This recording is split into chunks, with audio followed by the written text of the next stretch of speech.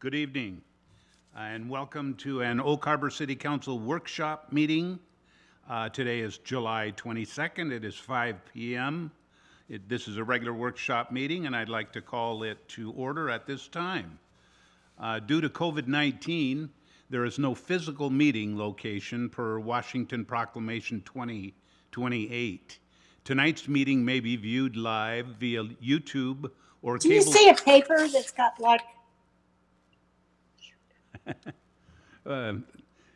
may be viewed live via YouTube or cable channel 10. In addition, to listen to the live meeting, the public may call 623-404-9000 and enter the meeting ID number. That ID number is 148-114-2291. This is for audio only. Public comment is not normally taken at workshop meetings. As a reminder, the workshop start time will return to 2 p.m. at the October 26th workshop. Did I say? I meant August 26th workshop. Gee, almost to the end of the year already. So the reminder is the workshop start time will return to 2 p.m. at the August 26th workshop. Council members and city staff are participating via teleconference. The staff sitting in council chambers, including the city administrator, Blaine Oborn, and support staff are all physically distanced at 6 feet apart and will be wearing masks when they are not speaking. Mr. Oborn and I will remove our masks when we speak, as we have received multiple comments that wearing the mask makes it difficult to hear the speaker. Guests that are included in staff presentations will be excused from the Ring Central meeting at the conclusion of the agenda item as appropriate. In addition to City Council and staff, Mr. Brett Vinson, the city's consulting attorney with Weed Grafstra and Associates, is in attendance. I want to thank the public, I want to thank City Council, and I want to thank our staff for working with us as we adapt to the requirements related to COVID-19. More details about COVID-19 and its impact on city services can be found on our website, www.oakharbor.org. So at this time, I'd like to do a roll call for City Council and welcome you. So I'll start off with Mayor Pro Tem Munns. Here. Thank you. Councilmember Heisen.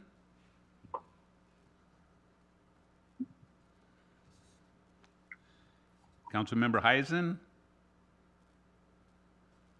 Okay. Councilmember Servadius. Present. Councilmember Wassinger. Present. Councilmember Mack. Present. And okay, and we know that Councilmember Wiesner will not be attending tonight's meeting. I'll go one more time for Councilmember Heisen.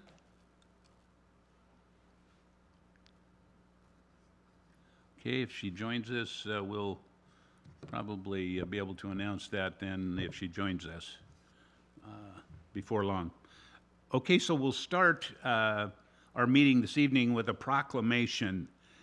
This proclamation will be presented by our Public Information Officer, Sabrina Combs, and Vicki Graham, the Executive Director of the Greater Oak Harbor Chamber of Commerce. So I'll turn it to Sabrina and Vicki at this time. Thank you, Mayor. First, before I get started, I just wanted to take a moment and congratulate Vicki Graham as the new Executive Director of the Chamber of Commerce. And we are very excited to work with her. She brings a lot of experience to this role. And one of the things that she first brought to my attention is the Shop Local proclamation idea. And so here we are presenting this to you. The goal of this is to remind the community in the month of August to shop and dine local in support of our business community. And so now I'm going to turn it over to Vicki Graham so that she can talk about what that includes from the Chamber of Commerce. Good afternoon, everyone. So our Shop Local campaign, the first event is we're going to do a Shop Local bingo. So you can download this bingo card from either our Facebook page or either our web page starting August 1st.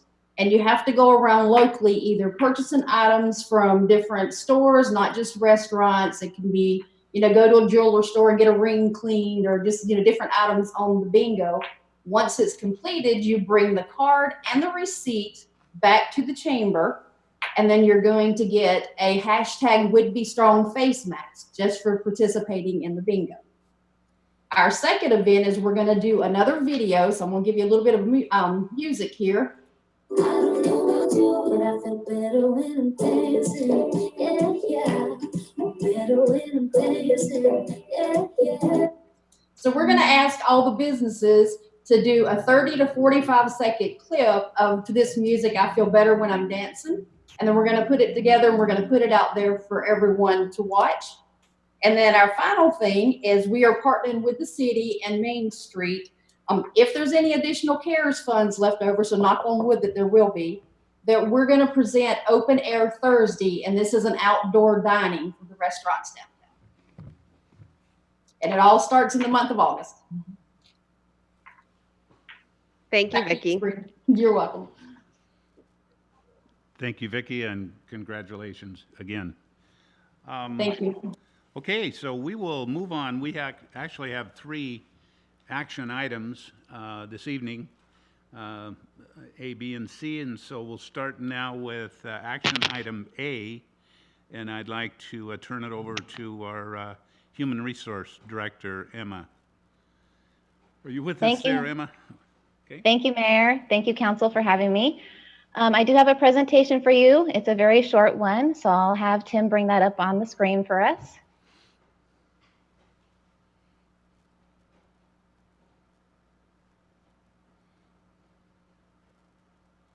Okay, so I am here from Human Resources to present an action item for the workshop today. And just to give you a brief summary on the next slide, I came to the council meeting, or I presented at the council meeting on July 14th, and we discussed the staffing changes that have recently happened here at the city, and specifically focused on the interim options that would be available for our finance director vacancy. I was very pleased to hear from council at that time that they would like to see us move forward with the recruitment to fill the full-time vacancy. And today we are here to bring forward the Mrsc finance consultant that we would like to approve for the interim finance director role. So on the next slide, to give you a brief update on the recruitment, the finance director position did open on Monday, July 20th. It is currently open until filled, so it's a continuous recruitment. And the first review of our candidates is currently scheduled to happen by August 10th. If you are interested or if you'd like to help spread the word, please share our website. And I was very excited to see that we've already gotten some very good attention and traffic to our website for this position. So that's very exciting. And then on the next slide, we will give you a brief update on our finance consultant from Mrsc, Mike Bailey. He is a CPA. He joined Mrsc in September 2018. He has a wealth of knowledge and skills that he will bring to us. We're very excited to know that he is available. He is a great local government representative, and you all might be very familiar with him because he did come and do our council retreat in February on fiscal planning. So you might have all met with him already. He's very familiar with our statements, which is extremely helpful, and he knows many of our staff members. On the next slide, here is the scope of services for the professional services agreement with Mrsc for Mike Bailey to act as our interim finance director. There was a recent request, which is the underlined text, and that came in from Mayor Pro Tem this afternoon. So please let me know if you have any questions or if you'd like to see any revisions to the scope of services. We feel like this is a nice broad overview range of things that Mike would be able to complete for us in a short period of time. And then it brings us to our recommended action. Any questions? Thank you, Emma. So we'll turn to City Council for questions or input or motions or looking for, okay, Mayor Pro Tem. Thank you. Thank you, Emma, for adding those two things. I had a conversation with Mr. Mike Bailey this morning because I was worried that the amount we had in the contract was not enough. And he actually said that he suggested that amount. But he said he's going to wait till he gets here and see how things go. And we may have to add more money to that. And he did. I asked him if we hadn't had it filled yet, if he had some time in September, and he said yes. So thank you very much for including that. I appreciate that. Thank you.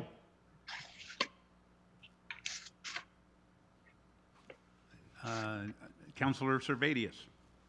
Thank you, Mayor. Well, I don't know if Mr. Bailey's watching, but I'd like to say I already was a fan of his, but his stature's gone up even further knowing that he's a fellow logger. So, Mr. Bailey, I appreciate that. University of Puget Sound, a plug there for you. I guess I share some of the same. I have a question that's more of a sidebar question. Can we bring Mr. Bailey's credentials back up? Once again, I know of his CV, for lack of a better word, or pedigree. One of the things I noticed when we were putting out for our finance director, and it's not necessarily a decision for tonight, but that IT is not underneath the finance department anymore. And one of the things that was just brought up was he was director of Redmond for finance and technology. Is there a reason we don't have, where does IT reside right now, I guess would be the first question, and why doesn't it reside eventually underneath the finance department? Yes, that is a great question, and that's something that we've asked Mike Bailey to assess for us. We know that we've had some technology needs, and they've been getting met through our contract with Interpreting Services, and currently IT is currently underneath the finance director with the finance department. But we would like Mike Bailey's assessment of our services and our structure to make sure that we have all of the best practices in place. So IT is currently underneath the finance director, but it's not in the new job position. Correct. So And that's once again, I'll ask the question, why is that? And that's mainly because of the contracted services right now. We want to make sure that if IT needs to be captured in the position description, that we really fully assess all of the IT needs. Right now, the current job description did not have that level of depth and detail. So we're hoping that Mike Bailey will assist us with that. Okay, well, I'll be keeping a close eye on that because that's something that's near and dear to me. And I want to share, Ms. Munn's concerns that, is this enough? I know we talked about bringing in a person. Now we know that person is Mike Bailey or someone full-time. And to what degree are we confident that a couple days a week at best, looking at those numbers as far as what's budgeted, is going to be enough to fill this gap between Patricia's departure and when we can hire someone else? It just seems like that's a fairly minimal amount of time, either on site or remotely, 2-ish days a week is what we've got budgeted for in this contract. And that's a good question too. And I think we won't really know until Mike gets on site exactly how long we might need his services. Talking to Mike, he seemed to feel very strongly that 2 days a week, about 6 hours per day would be sufficient to fulfill the needs of our scope. I'll hold at the moment. Like I said, I know he's very talented. And as I mentioned before, he often quotes the number of budgets that he goes through. There's probably a difference, though, between getting a good grasp on day-to-day operations. But let's just hope that we can get that position filled with a qualified applicant shortly. That's all at the moment. Thank you. Thank you. Mayor Pro Tem. Thank you, Mayor. If there are no other questions, I can make the motion. Is everyone ready? Mayor, can you see? It doesn't look like there are any other questions. Joel, you're still have your hand up, but I'm guessing. Okay, and I don't see any others at this time. All right. I move that we authorize the mayor to sign a professional service agreement with MRSC for an interim finance director / CPA finance consultant. Second. So we have a motion and a second to authorize the mayor to sign a professional services agreement with MRSC for an interim finance director, CPA finance consultant. As revised, Okay, so that's revised. because we submitted a revised version. So, Okay, the motion stops after finance consultant. we want to make sure we know that we acknowledge that the council is passing the revised version of the scope that was updated. Okay. Any questions about that? Seeing none. So we have a motion. Do we have a second? Oh, yes, we do have a second, right? We have a Councilor Wassinger seconded. So we have Yes, I second. Thank motion you. by Mayor Pro Tem, second by Councilor Wassinger. And I've repeated the motion. Any other questions or input? All in favor, say aye.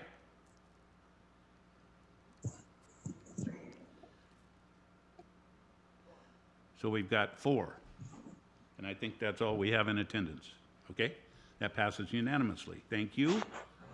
We will, Mayor? Yes. Could I ask Emma an on-site question out since we've got this voted in, please? could you ask? Sure. Okay. Emma, I know it appeared that I blew up earlier, but I went back and checked my notes, and I didn't understand why the original 2015 job description of the Director of Finance was changed. It was something completely different. And in looking at what you put, I had a couple of questions, like number 5, it says responsible for utility rate setting, fiscal compliance. We don't rate set, PUDs do. The finance director in the old one, she makes sure that the preparation of rate analysis for city utility systems is done. We don't do rate setting, that's PUDs. We have analysis and she supervises that and makes sure it's done correctly. So I was troubled with that.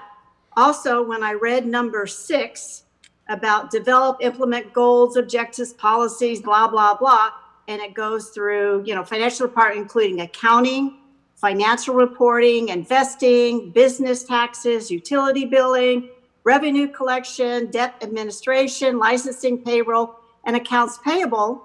Why isn't accounts receivable? I mean, I'm not an accountant, but I know if you have accounts payable, you got to have accounts receivable, and it's not written anywhere that I could find in essential job functions.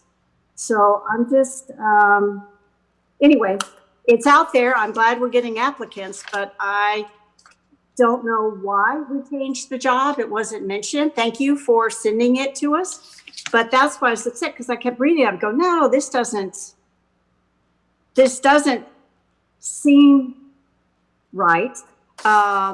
The change about the finance director plans, organizes, controls, and directs, but there's nothing about the chief financial officer by directing the overall management.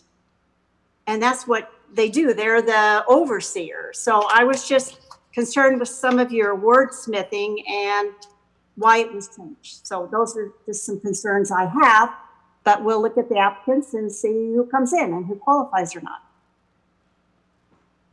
Thank you, Mayor Pro Tem. We actually have had Mike Bailey look at that already, but we will spend some more time, obviously, before we write a new contract with a new finance director, for sure. And so we'll take. Thank you very much. We'll take those into consideration. Those couple of questions for sure. Thank you. Thank you. Councilor Mack. Thank you, Mayor. I do have a question here. I'm not sure who it's directed to, but I've had some constituents approach me, and only on the phone as well as in my business. And local residents are very concerned about the oversight, and that we make the right decision for the new finance director. So we do have oversight in all the bookkeeping, and the bookkeepers do the bookkeeping, and HR deals with personnel. And so I think we need to be very careful, especially after looking at some of these shortfalls from the impacts of the COVID-19. We're headed to a tough cycle here this fall, and I just want to make sure that I'm with my constituents and reassuring them that we do and we are looking for the proper individual. Thank you. Thank you, Councilor Mack. Okay, we will then, I think at this time, move on to action item number B, environmental issues on-call contract, time extension, and I think, is this Kathy or Brett? Kathy, Public Works Director? Brett is going to make this Okay, presentation. Brett Arvidsson. Okay, yes, good evening. This is regarding the contract extension with enviro issues. On October 1st, 2019, Council approved 2 amendments with enviro issues for public involvement regarding the Interpretive Center and Phase 2 of Windjammer Park. With the COVID situation, and of course, a lot of this work was public-driven and public involvement, and so this work has been delayed. This is a no-cost amendment to extend the work to just July of 2021. Additionally, Council has requested to review the biosolids work products, and I'm working on those right now, and I intend to send them out this week. So right now, our recommendation is to authorize the mayor to sign a amendment number 4 with enviro issues to extend the contract completion date to July 31st, 2021 at no extra cost. Questions? Okay, thank you, Brett. So we'll turn to council for questions or input.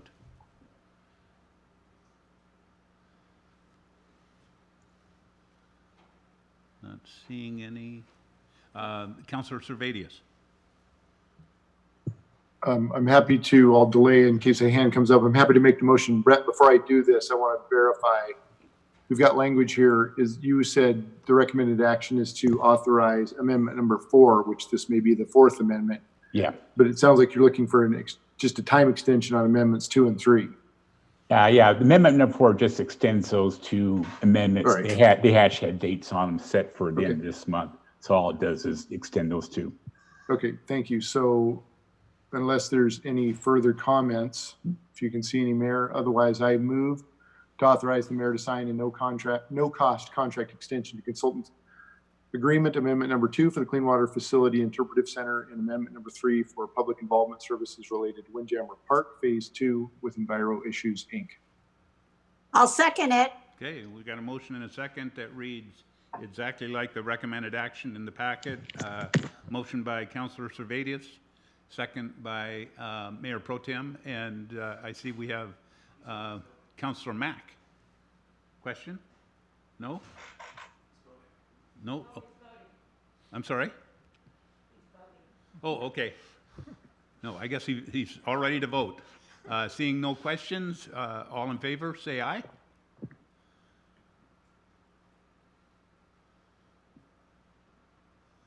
So what do we have? 3? We need, okay, that passes. We've got all 4 votes in yes, that passes unanimously. Thank you, Council, and thank you, Brett and Kathy. Let's move on then to action item number C. Interlocal agreement, Island County Transportation Benefit District arterial overlay, change order number 1. And I believe we have our city engineer, Jim Bridges, for this. Jim? Yeah, thank you, Mayor. Real quickly, this was at our June 2nd meeting. City Council authorized the mayor to direct staff to seek a negotiated contract change order with Craig Construction to add 2 additional streets to the project list based upon the excellent bids that we received from Craig Construction. At that time, I presented the estimated change order to add Southeast Bayshore Drive and Dock Street improvements to the project with an estimated cost of $237,963. The change order came back negotiated from Craig Construction at an actually lower price, again, of $202,415. So based upon that, we are still well below our estimated cost for the budget when this was presented earlier this spring. It's going to raise the total cost for the actual overlay project to $666,334. That will come out of the street budget, and the cost for the TBD work goes unchanged. And so we are asking that the recommended action would be for the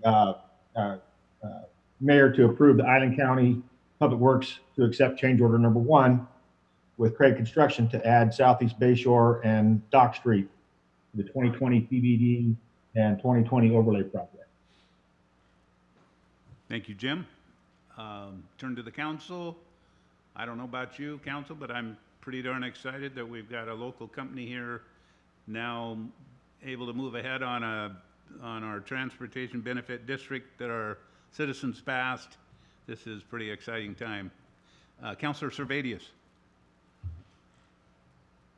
Mr. Bridges, can you give us any idea when we would see some of this, the overlays going down, just so the public can get some hope and excitement out there? Yeah, the overlay project, Fort Nugent Road is the first road that's actually going to be the work is going to commence on, and I believe the latest schedule I seen was August 17th in that neighborhood, and so from that point forward, the work will be progressing through the city. So overlay and the chip sealing project. So they've got a weather window that they think they'll get all this done this year. Yep. Okay, thank you. You're welcome.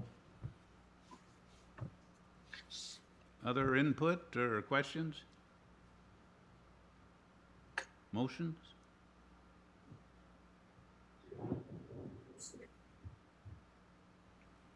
Councilor Servadius. I move to authorize the mayor to approve Island County Public Works to accept change order number 1 with Craig Construction to add Southeast Bayshore Drive and Dock Street improvements to the 2020 TBS 2020 overlay project. Second. So we've got a motion and a second that reads exactly like the recommended action in the package. Motion by Councilor Servadius, second by Mayor Pro Tem. Any other input or questions? Seeing none, all in favor say aye, or raise your hands, or. So that's 4. That's unanimous. Thank you very much, Council. That concludes our action items for this evening. We will now move on. How are we doing for time here? Gosh, we're 3 minutes ahead of time. We'll move towards development services, and our first item is hearing examiner RFQ, RFP process update. And I believe we have Kamak. Yes. Our Interim Development Services Director. I hope everybody can hear me. Good evening, Mayor, members of the City Council. Here to present some information on hearing examiner services and get the conversation started for that. I have a short presentation. So let me switch to a screen share so that I can share my screen and the information with it. So if you give me a moment, let me try and do that.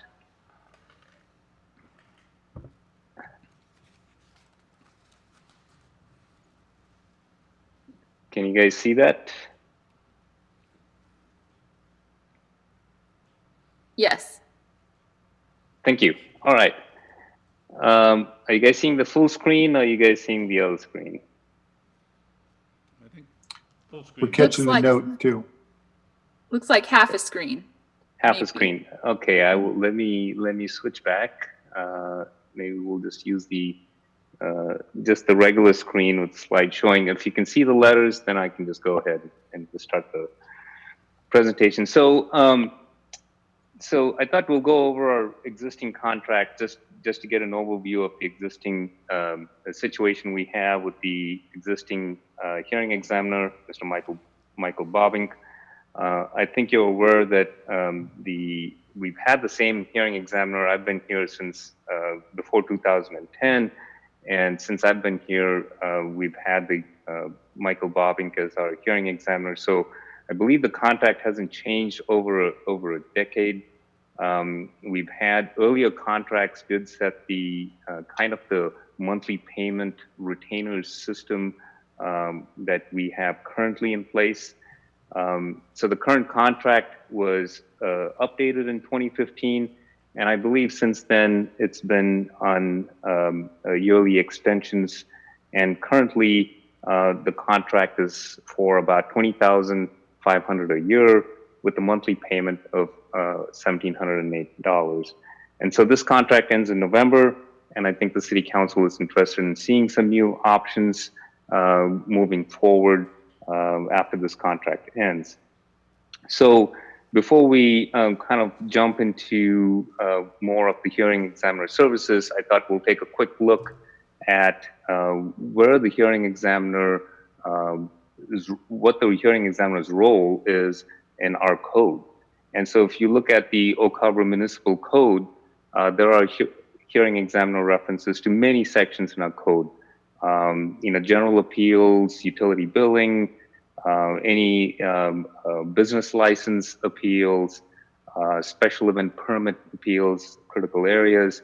And then, of course, you have all the land use applications and the appeals that are related to that, and the variances and the conditional uses related to that as well. So this is kind of what, if we have any of these sections of the code, could generate an appeal or some kind of a work for the hearing examiner. And it's hard to predict really in any given year where we would have interest or where there would be issues and where we would have appeals. It's really hard to predict. So moving forward, we thought maybe we can talk about, before we go into the RFQ process, and before we look at the options that we want to consider for hearing examiner, we went and researched Mrsc site and kind of did some calling around other jurisdictions here just to get an idea of what other cities are doing. So the options kind of basically break it down to maybe 3 options. Maybe there are 4, but I just thought this is the basic 3 that we can look at. Again, a simple contract with a monthly payment will retain a hearing examiner. Some communities do that.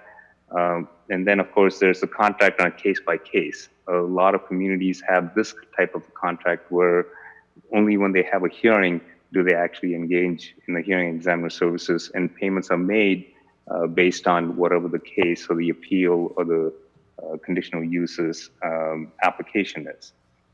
Another way that people or cities around Washington do is they enter into interlocal agreements with neighboring jurisdictions. This is something that bigger jurisdictions do. Jurisdictions like Bellevue, Spokane, or Tacoma hire actually hearing examiners as part of their staff. Their ordinances are big, their conditional uses, and there's a lot of appeals in various sections of their code. So that is almost like a full-time job, and therefore they have hearing examiners on staff. And so other jurisdictions will have interlocal agreements with these jurisdictions that have hearing examiners to get their services. So these are some examples we found. We don't have anybody really close to us, Island County or Skagit County, that actually has anybody in their staff. There's also one example of a couple jurisdictions, I think it was Mercer Island and Seattle, that have a joint agreement, and they have very specific people that they wanted as hearing examiners, so they made an agreement with that. So there's many ways to approach this, but we thought we'll just kind of start here with the discussion, see where the council wants to go, and then we can go for RFP and RFQs based on that. So what I thought is just kind of laid out some maybe some discussion points or talking points to think about these various contracts as we move forward. What is the potential pros and cons? So, with the retainer type system that we have, you almost have a predictable budget. You can kind of budget for it every 2 years. You can be within that budget, and it's a predictable amount that you can assign for the hearing examiner services, and that's currently what we have. The caseload varies, but the amount stays same unless the contract specifies what extra work is.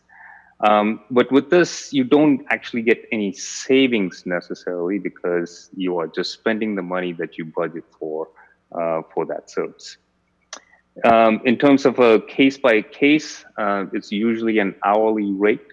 The hearing examiner it's based on the type of cases. So for example, an appeal, a simple appeal could be an hour or two of their work. But a preliminary plat could be more like 15 to 20 hours of their work. So it just depends on the type of project that comes forward and the amount of hours that they use to consider these projects. So and I have it on the side there, some of the hourly going rates that they have. I think it's pretty light. I can highlight it to a different color. You can see it a little better. So I think the hourly rates range from 125 to 150. I think Anacortes is somewhat of a similar system, case by case, and their hourly rates is 175, and so is Island County. As I explained, the interlocal agreement type situation, normally it's part of the staff, but you can enter into agreements with other jurisdictions and share this as a resource. But the drawbacks of that is it just takes time sometimes to enter into contracts, take into account multiple jurisdictions' interest when you do these contracts. And again, you still have, the higher caseload could bring in variable costs with both contracts. Case by case, if we all of a sudden have a lot of preliminary plats in one given year, you can't estimate the when they will come in or when they will come for hearings. Will they happen all in 1 year? Will they stagger? It's hard to predict the timing at which they will go towards the hearing examiner. So the rates could vary. So if you go to a case by case, you could have savings if you have a fixed amount budgeted for hearing examiner. Let's say we budget 20,000 case by case, and if we have only 1 or 2 cases, we don't spend the 20,000. We get savings. We just spend less. But for some reason, if we have a lot of preliminary plats or a lot of appeals, or a lot of conditional uses that take time, and the amount goes to more than 20,000, then we would have to deal with budget amendments to actually deal with the extra expenses. So there's an unknown aspect of that. So I hope that's not a lot of information. I try to simplify it to 3 options. Again, we can consider options outside of this, but this is some of the information that we gathered so far. I think it would be, we're here as a touch point with City Council, get your thoughts on it, and find out what, as a council, you'd like to do, and which, if there's a particular way that you want to go, and we can kind of follow that path and bring forward more options. So with that, I will open it up for questions.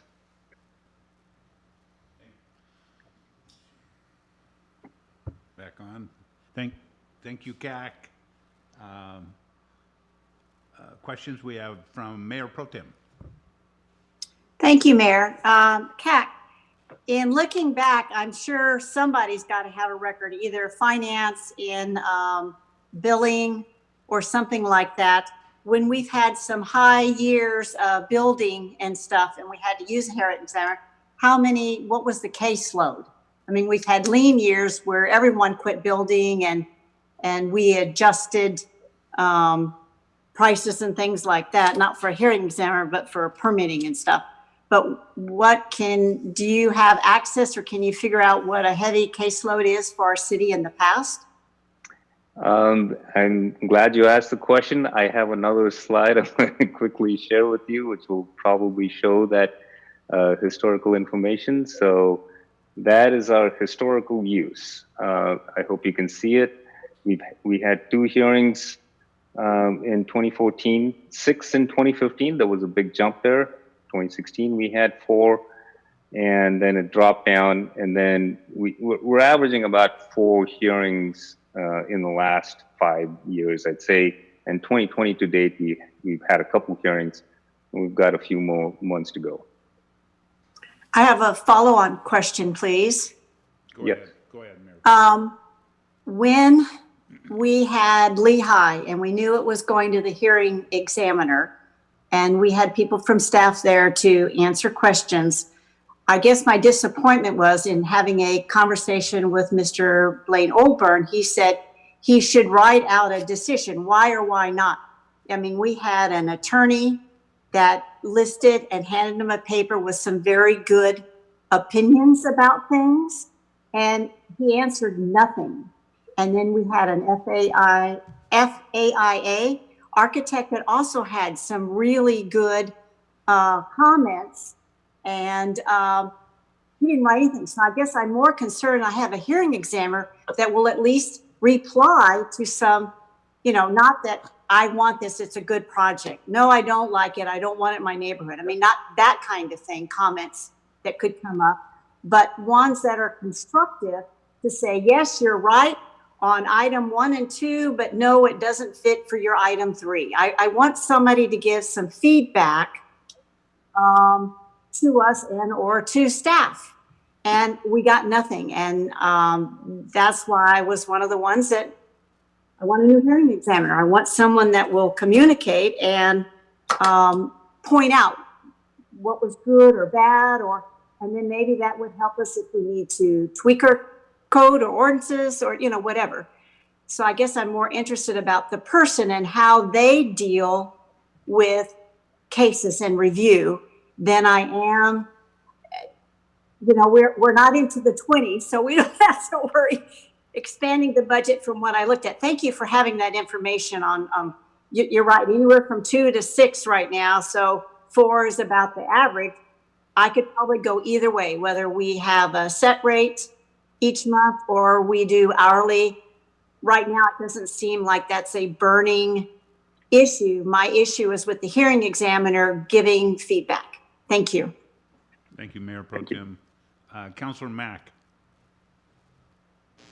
Thank you, Mayor. And thank you, CAC, for the information there. And I'm kind of with the same question as Mayor Pro Tem.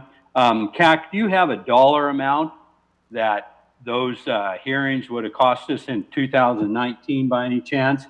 And then second question would have, if we go with a contract case by case, do we have a choice from around the state, or are we to use who's ever in the local area in a county by county type of thing?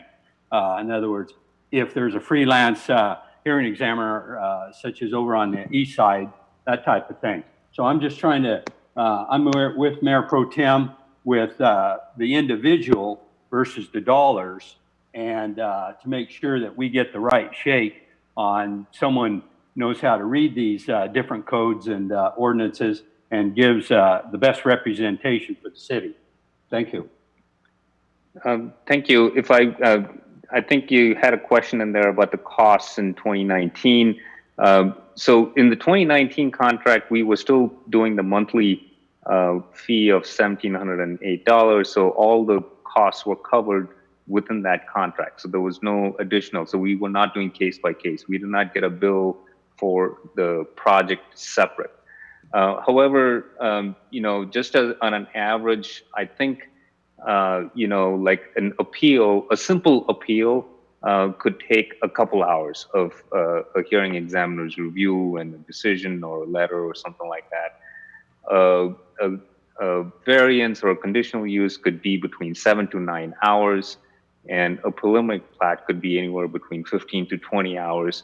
And again, this is just average. It varies case by case on the complexity of it, but that's kind of some of the information we're getting in terms of hours that on an average. In some cases, if they're complicated, it could take more hours. And the more information that we ask, or the more appeals, or the more time you have a hearing sometimes, that adds up with the hourly rates. Okay, thank you, CAC. How about if our choice for a new hearing examiner? Is there a list to choose from, or how do you go about that? We can do, and to answer the second question, we can go statewide. It doesn't have to be in the county, or it doesn't have to be, it's if they meet our requirements for expenses, rates, and can do a good job, they can come from Spokane and do it. And if they're willing to do it, there's no restrictions on that at all. In terms of going out, when we do an RFP, RFQ, we'll try to span the entire state to try and get proposals. So hopefully we can get a lot of proposals and have a good competitive process and have a good variety of choices to choose from. And it'll be the council making the choices, so we'll present all this information to you. Great. Thank you very much, sir. Councilor Servadius. Thank you. Just, I would probably opt for the case-by-case basis. I'm intrigued if our peers have done it in Anacortes and Island County. They've probably gone through this exercise. If you had a review that took 10 hours, $175 an hour, that's $17.50 for the month.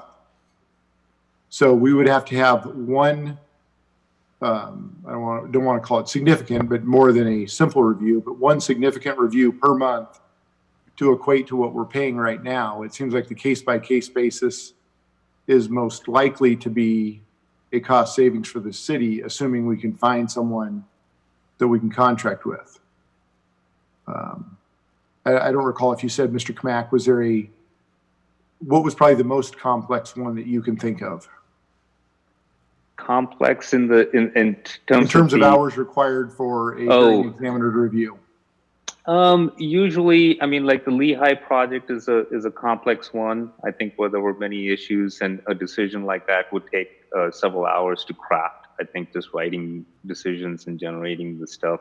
If it's one hearing or two hearings, depending on the length of the hearings, sometimes if you have a number of people show up to a hearing and your hearing goes for 3 to 4 hours, those are the unpredictable, cases. So you can have I think 15 to 20 is kind of an average for some of these larger cases. I would say that would be the caseload.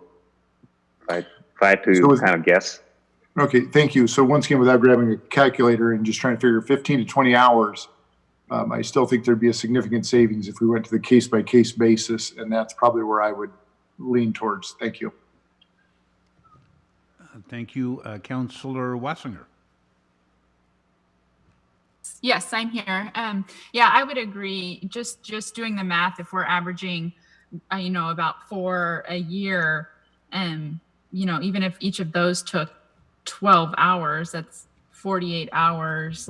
With the 175 rate is only about $8,500 a year. So I would agree to try the case by case and get someone qualified, as my fellow council member said, best that we can. So I would support more of a case-by-case contract. Thank you. Okay. Thank you, Councilor. Any other input or questions? Okay. Thank you. All right. Thank you. CAC. We will move on then to item number B, CBD code review, preparation for moratorium. The Central Business District, right? Is that back with you, CAC, or? I will have our Associate Planner Ray Lindenberg introduce the topic and initiate the discussion. Thanks, Mayor. Take it away, Ray. Thank you, CAC. Thank you, Mayor and members of the council. I am going to do a pretty brief presentation tonight. We've discussed this a couple times before, and I had a request to kind of get into some nuts and bolts on this one. So we're going to go talk about details on what it is that staff has been reviewing and taking a look at for the actual draft, or the proposed draft of the ordinance. So what I'm going to do is just kind of go in here, and we'll take a look at the actual draft ordinance, or excuse me, the existing ordinance itself. And I'll let you all just read that there on your screen, and we'll go from there. I'm joking a little bit. So this is the existing code right here. You can see that there's all this information, obviously in very small type because I'm trying to show you all on the same screen, but we'll go into the details. And what we have that we discussed in the previous presentations were about 3 different kind of important topics to go over with this particular code amendment. The first one is in the purpose and intent statement. In the Lehigh decision, Judge Hancock talked about some items within the purpose intent statement that were a little bit problematic from the standpoint of an administration of the code and how staff has interpreted it versus how the legal side of it interprets what the code says. Staff viewed, with regard to the Lehigh project, staff viewed the purpose and intent statement as kind of a aspirational statement, whereas Judge Hancock viewed this as more of kind of prescriptive and what it is that we are supposed to be doing. So when we take a look at that portion of the code, we actually see that there are a couple of things in there that become an issue for the way we actually apply the code in practice. And a couple of those items, and what I did here is I included the information of, sorry, I'm getting a little bit of feedback, so I'm going to turn my volume down a little bit. We have the information over here. Hey, Ray? Yes. So we're not able to see anything. What is it you're seeing right now? Just nothing. Oh, well, that's not helpful at all. Well, we're seeing you, but that's all. Yeah. Well, that's unusual. I'm sorry. My joke went flat too because I had the whole text up there. I thought you did, and I caught the joke part. My screen share is not working. Let me try this again. Okay. Okay, can you see me now? Yes. Okay, thank you. I apologize for that. Okay, so okay, so that is the code there that I was making the joke about. You can read that. That's a joke. Okay. The portion that we want to discuss tonight, we had like I said, the 3 different items in there. And then the first portion we want to discuss is this purpose and intent statement here. And I will zoom in on that. And that should make it a little bit larger for you to be able to read. So what we have were a couple of different items in there that were problematic from the standpoint of being prescriptive as to what the code requires us to do. And the first item there, it talks about mixed-use developments combining retail and visitor-oriented activities on the ground floor with office, retail, and residential uses above are required. And the red stuff is what we're proposing to remove, and the yellow stuff is what we're proposing to add. So what the code says right now is that mixed-use developments with these 3 items, office, retail, and residential, are required. So what that's saying is every development, when you read it the way that Judge Hancock read it, every development is required to have those elements. And that is, I don't believe, what it is we're looking for to reduce the level of creativity and actually what the market will bear. So what I propose there is to change and to or, so it's office, retail, or residential uses, and then say is encouraged. Rather than making it prescriptive within the very first statement of the purpose and intent, we make it so that these 3 items are items that we want to see in the downtown, not items that we have to see all in each development. And then we also have a new statement here. Active facades on the street level of Pioneer Way are required and pedestrian-oriented development is encouraged throughout the district. So we say active facades, and I will bring that up in just a minute, explain what that is. And then we talk about that being on Pioneer Way required, and then pedestrian-oriented development is encouraged throughout the district. So on Pioneer Way, certain things are required, and the rest of the CBD district, which includes CBD1 and CBD2, these pedestrian amenities are encouraged. So I got to zoom out here. So the new definition that we have there, the active facade. A building that features transparent windows, doors, or similar structures that allows a view into a retail store or service, restaurant or pub, publicly accessed lobby areas of offices, recreational, civic, or government facilities, and is utilized on a daily basis. And the reason we want to have that in there is our code right now talks about retail uses that has the use list that we'll talk about in a minute with a little parentheses after retail uses. And those retail uses are intended to energize the street level. by having display windows or sidewalk cafes or things like that. By putting this definition in here and putting it in the purpose and intent statement, we list it at the beginning as our goal, and what our requirements are for Pioneer Way itself is being an active area, that we have the pedestrian amenities, we have the interest, the visual interest, and we have the safety factor of being able to see into and out of buildings. And so this will kind of lay a foundation for the rest of the use list that I'm going to discuss here next. So the permitted use list, you can see that it takes up a significant portion of what the code is right now. So what we have in the permitted use list are 63 existing uses. Those uses include such things as 30 different shops, in quotation marks, shops with an R designation that I just talked about. And R designation is what's retail as per what our code has to say. And I'll go ahead and zoom in on that. So it talks about, for purposes of this district only, uses considered to be retailed or denoted with an R. And so we changed that so that it says denoted with an asterisk may be considered active facades when appropriate design elements are utilized. So we have those 30 different R designations. We also have uses that are overlapping. We have a sporting goods shop, we have a shoe store, we have a bicycle shop. We have bars, cocktail lounges, and taverns. And note that in our definitions sections, none of those items are defined.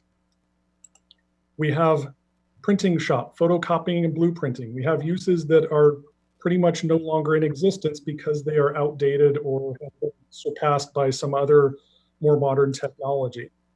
And then the other issue that we have, the gorilla in the room, is that all of these uses are referred to in other commercial zone districts. Our other commercial zone districts, the C3 and the C5, refer to uses that are permitted in the C1 and CBD district.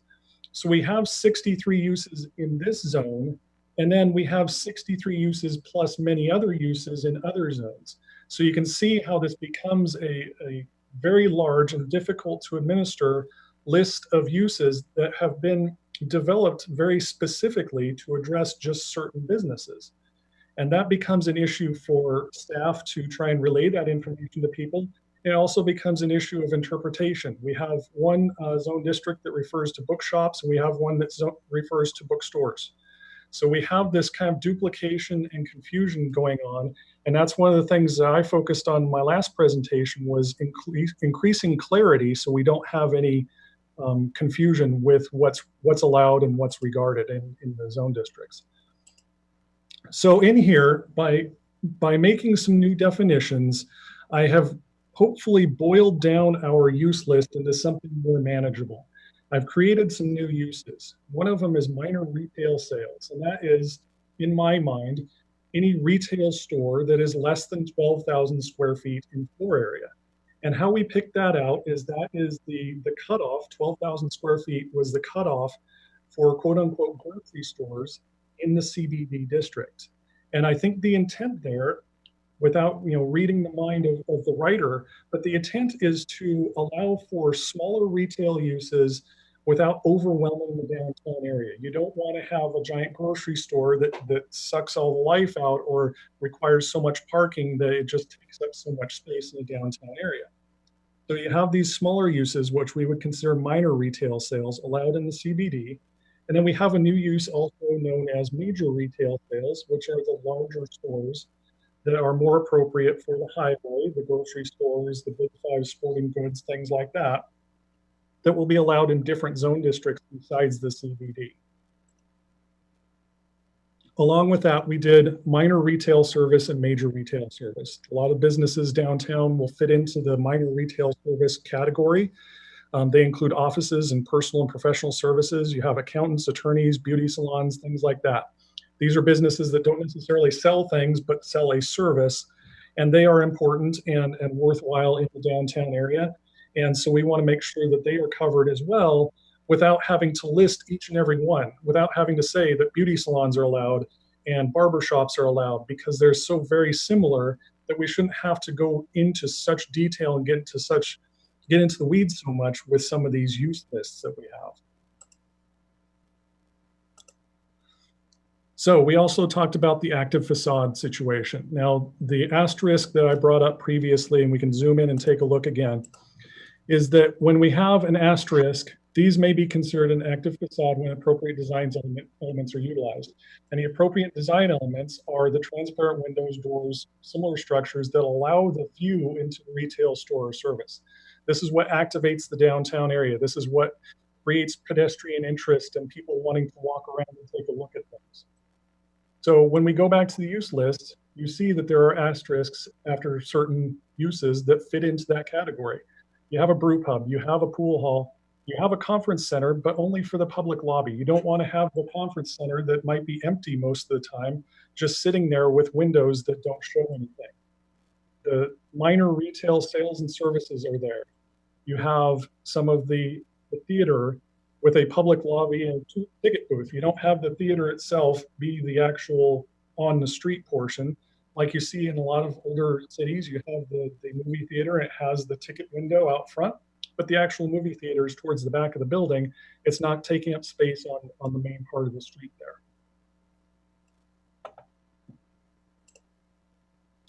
So when we talked about the survey, the public survey that we had done, I put up a kind of infographic that talked about a lot of the things that people wanted to see in the downtown area. And there were a bunch of these uses that fit into the zoning ordinance and some of them that don't. We don't have piers in the zoning ordinance. We do have hotels and residences and brew pubs and arcades and museums. The notable thing that the only thing that was missing off of that list that we don't have allowed in our downtown CBD is a library. All these other uses that are specific, zoning oriented uses are allowed. And so I think that's interesting and important to point out that some of these things that people want are already allowed. They just haven't necessarily happened yet. So moving on to the third topic, we have dimensional standards. Now, the dimensional standards are a tiny portion of this entire code, but I think they're honestly the most important. The dimensional standards, I think, is what kind of caused the situation where we have the potential for spite strips or protection strips and the properties being kind of designated or reoriented to create situations that may not be what the city is looking for from a design standpoint. And so when we zoom in there, we just have 3 lines. Minimum lot area, no limitation. Minimum lot width, right now we have no limitation. Minimum depth, we have no limitation. So I changed that to include 2 new things. A minimum lot width of 25 feet, a minimum lot depth of 50 feet. Now this doesn't sound very large. Those are very small parcels, but at the same time, what they do is they require that you have frontage on the street and you have a certain amount of depth. And in order to develop on properties, you're going to have something larger than that. At least this will make it so that there won't be large swaths or large frontages along Pioneer Way that might be not what the city's looking for with regards to design. The interesting thing to note is that that's not working now. Oh, I can't do it. I have to unzoom. Sorry. Within the code, the CBD, the Central Business District, is the only zone district in the city that does not include dimensional standards. And I think it's time for that to change. And I think their recent events have indicated that it's time for that to change. So what we have is the existing CBD zone district text. This is what it looks like right now. This is without any changes or editing or colors or anything like that. What I have proposed to you is through these changes is we will be cutting it down to approximately something that looks like this. And not to say that things that are shorter or more concise are necessarily better, but I think in this case it is better. And particularly with regard to your use list, which has gone from 63 uses down to 18.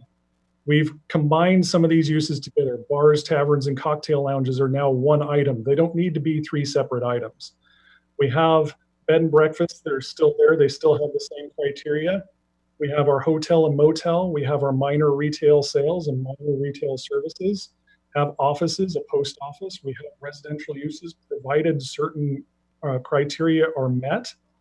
including that in the CBD1 and CBD2, those dwelling units may be located on the ground floor, but not in the CBD, which is along Pioneer Way. We have restaurants, including sidewalk cafes. We had a separate use for delicatessens in there as well. And so we can include that, but if we include that, we have to start defining things. So in my mind, the simpler way of doing it is saying restaurants and defining what a restaurant is. And a restaurant includes a delicatessen. It doesn't need to be separated out. We don't need to be so specific with these uses. So this is the proposal here, is to have these much more simple, much more concise and easy to explain for staff and for the people in the community. And then also having the information over here with regards to your densities and lot dimensions makes things a lot clearer. It takes away some of the interpretation and the unintended consequences that we've been facing lately. And so it is our impression as staff that by cleaning up some of this code, we can resolve a lot of the issues that we had, because a lot of what came out of the original survey, all of these items over here, we can do already. We just haven't done it, or a private investor hasn't come in and done it for us. So all of these things are allowed, with the exception of a public library. All of these things are specifically allowed within our code, either by permit or by conditional use. And so these are all things that can happen. It just hasn't yet, and it could in the future. So that being said, my intent is to move forward with some of these changes, or excuse me, all these changes that I've done. There will be some further research done. We'll talk with our legal team, make sure that everything is defensible in court and we don't have any kind of unintended consequences that might come out of this. There are going to be some minor polishing issues. And then also what we're going to do is look at how these uses in this use list, with in particular the new definitions, fit into our other commercial zone districts. And my goal with that is to come up with a matrix that shows all of the different zone districts and how everything fits together, so we make sure we're not having a situation where things are duplicated or open to interpretation from one user to the next. And so that concludes my presentation. I am happy to answer any questions you may have.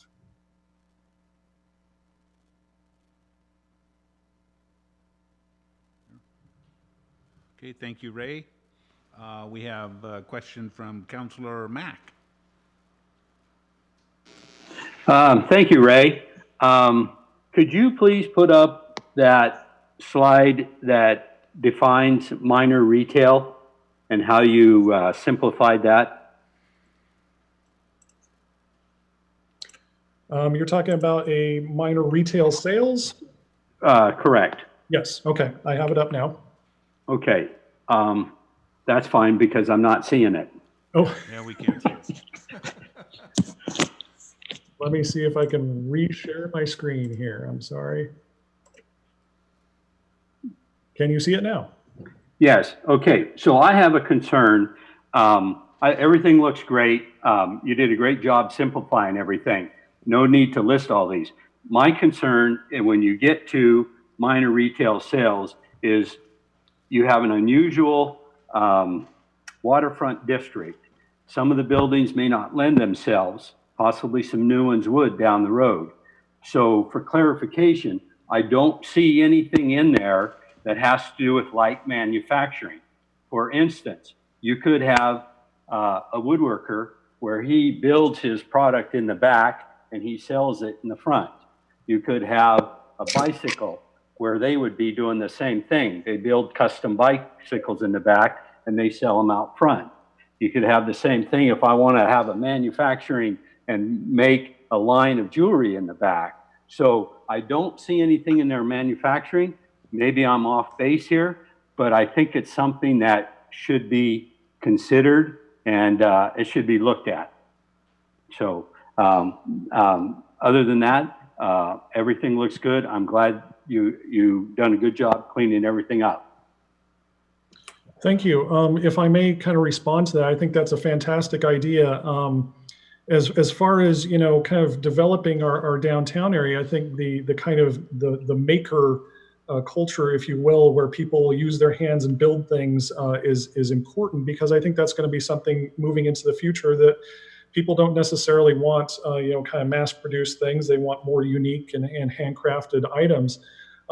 Would something along the lines of, light manufacturing, a light assembly, I'm just kind of spitting things out here, with the intent or with sales on site, is that kind of what you're envisioning?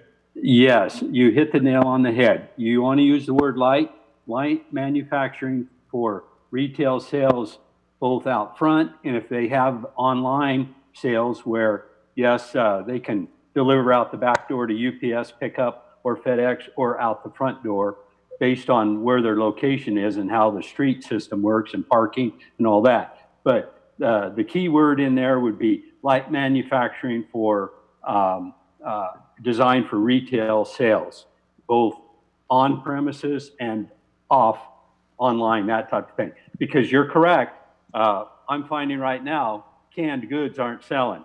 It's handmade, or people have a tough time being interested in it. So, but you got the idea, Ray, and I'll let you take it from there. Thank you. Thank you. Okay, Mayor Pro Tem. Thank you, Mayor. Ray, I saw a School for Fine Arts. Is that in the CBD, or is that in CBD 1 or 2 area? That is in all of them.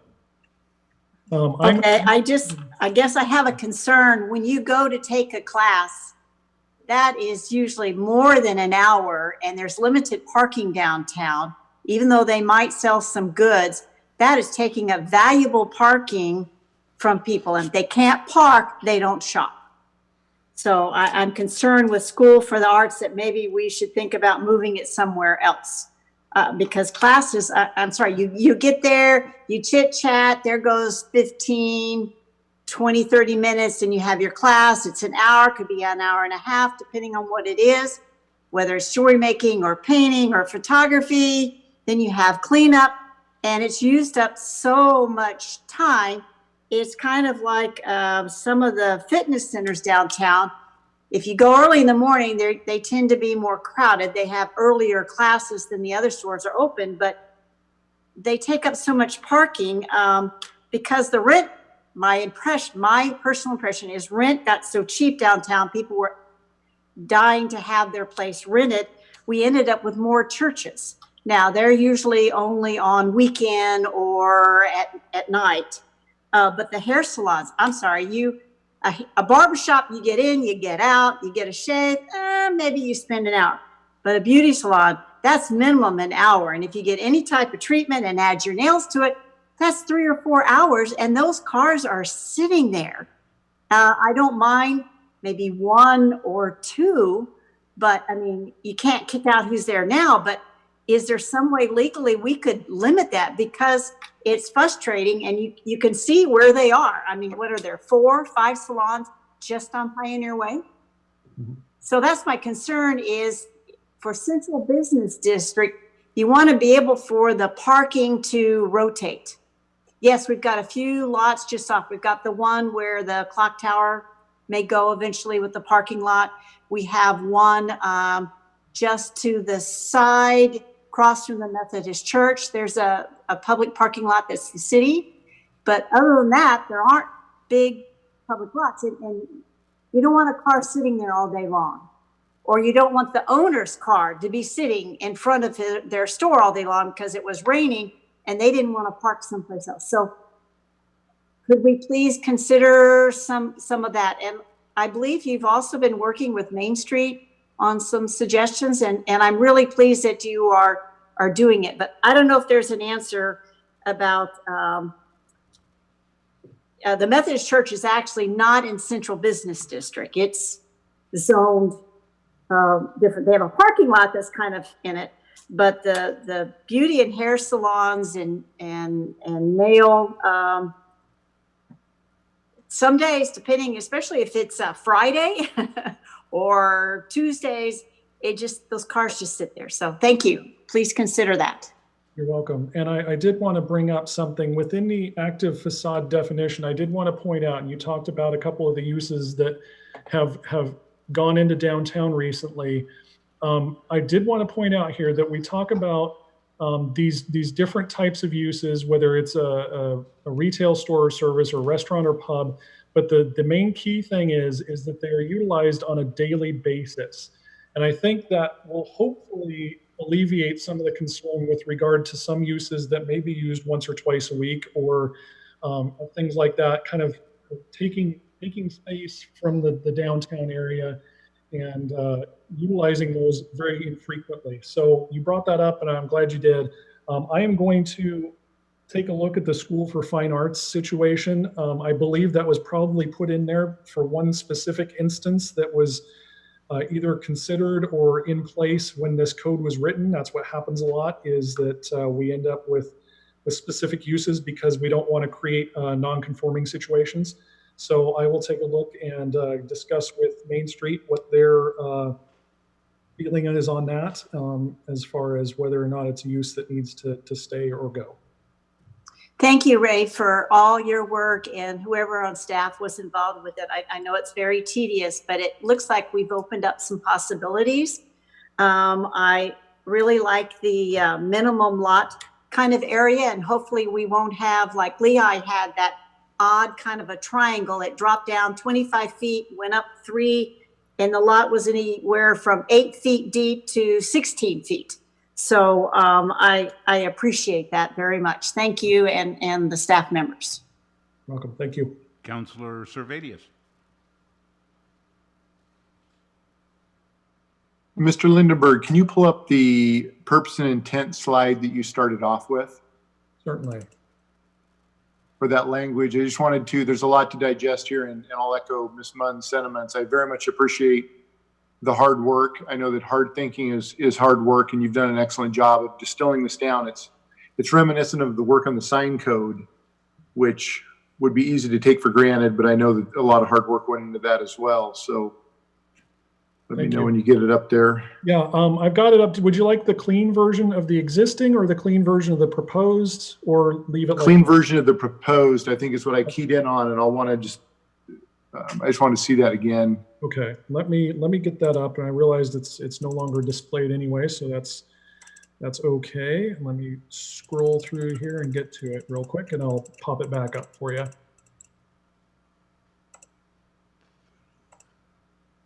Okay.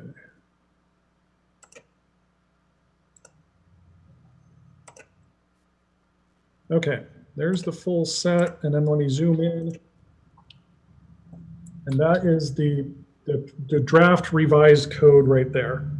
So it may have been, and I can pinch and scroll and blow it up. It may have been a slide before this. It was talking about you struck and added or. It was with regards to residential. Yes. But it was a much simpler. It may have been just before this. It was actually one of the first things I did, but I can scroll back to that. It's no problem. Here we go. So yeah, what it talked about there was mixed-use developments combining retail and visitor-oriented activities on the ground floor with office, retail, and residential uses above are required. That's what it originally said. Okay, so interpretation of this then, would we allow, or only in CBD 1 and 2, we would only allow residential on the first ground floor in CBD 1 and 2, but still in CBD, it would need to be commercial, but could be all commercial. Didn't necessarily have to be residential above. Right. When you do a strict reading of this, which is, I believe, what Judge Hancock did, is that when you read that, and the way I interpret it as well, is if you're reading it strictly to apply to what a development may be when you're reviewing an application, is that you have to have office, retail, and residential uses, and retail and visitor-oriented activities on the ground, because it says all of those things are required. And so my minor revision there is to say office, retail, or residential uses are encouraged. So that above. Right, yes, Right. yes, above, are encouraged, and that makes it so that what we're doing is we're allowing that freedom to develop just an office building or just a retail building. If a store wanted to come in and build a 2-story retail establishment, we shouldn't be turning that down. Sure. No, absolutely agree with that. Thank you. That's all I have. Thank you for your hard work. Thank you. Councillor Mack?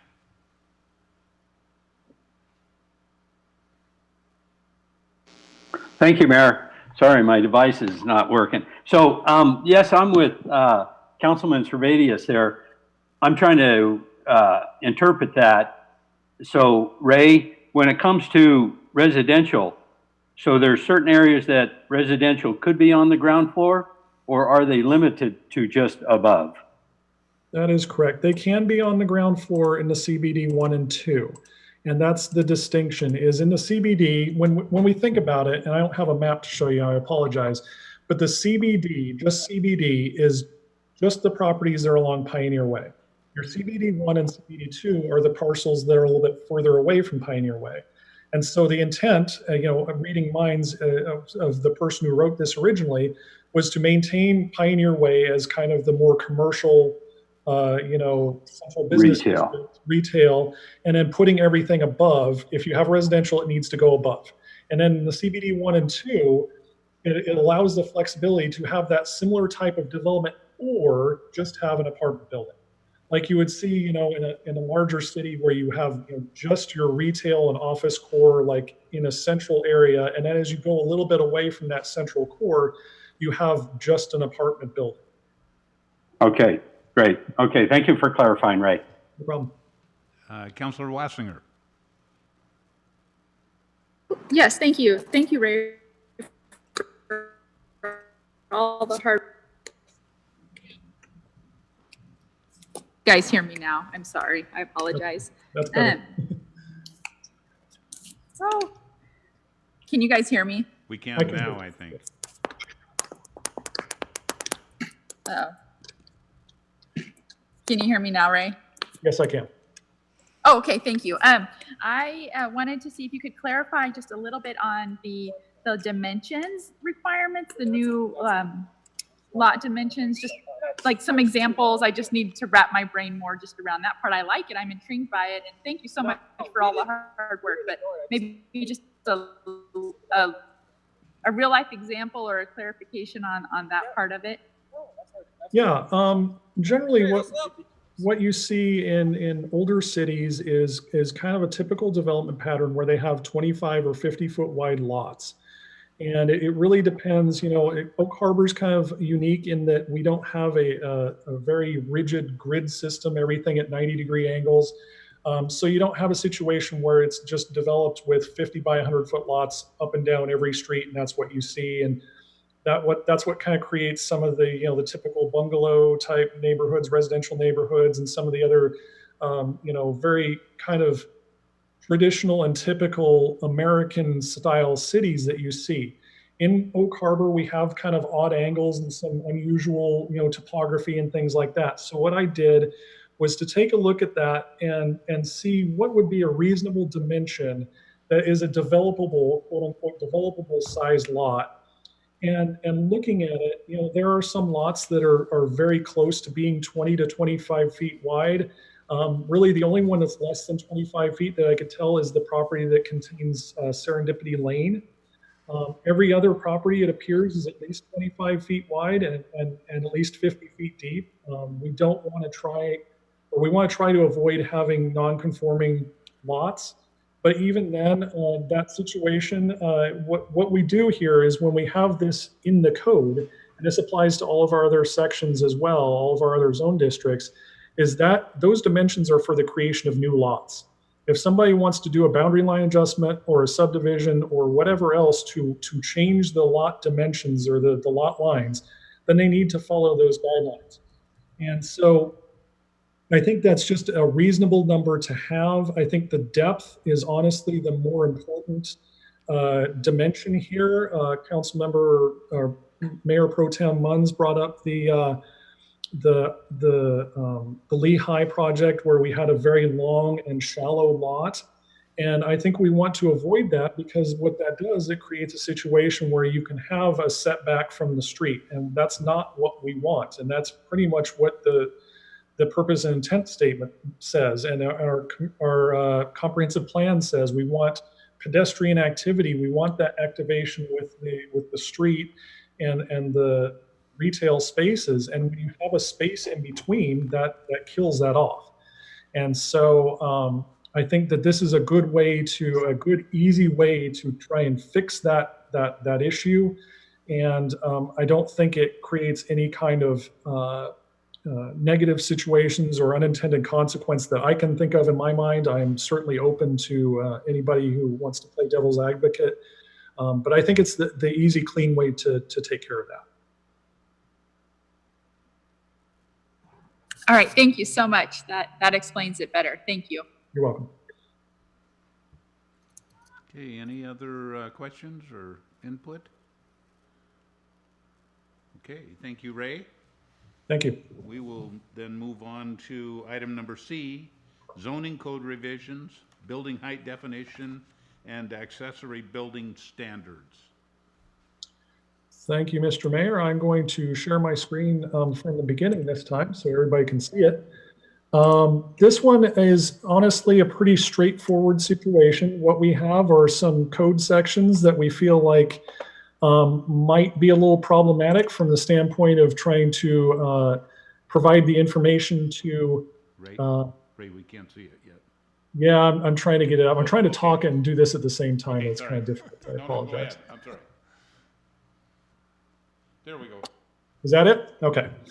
So we have these two sections of code, and we had a situation where several years ago, honestly, I had read through the code, and I'd come from a different jurisdiction, and the wording here was a little bit odd for me. And so what I wanted to do, while we had kind of some time to work on some other projects while we were either at home being quarantined or something like that, is I wanted to get into this real quick and hopefully make some quick, easy changes again to make the code work a lot easier and work better. And so that's the accessory building standards section. And that one appears 4 times throughout our code, once in each of the R zone districts, R1, R2, R3, R4. And what it does is it gives the requirements or the standards for an accessory building. And I'll put that up right here so you can take a look at it.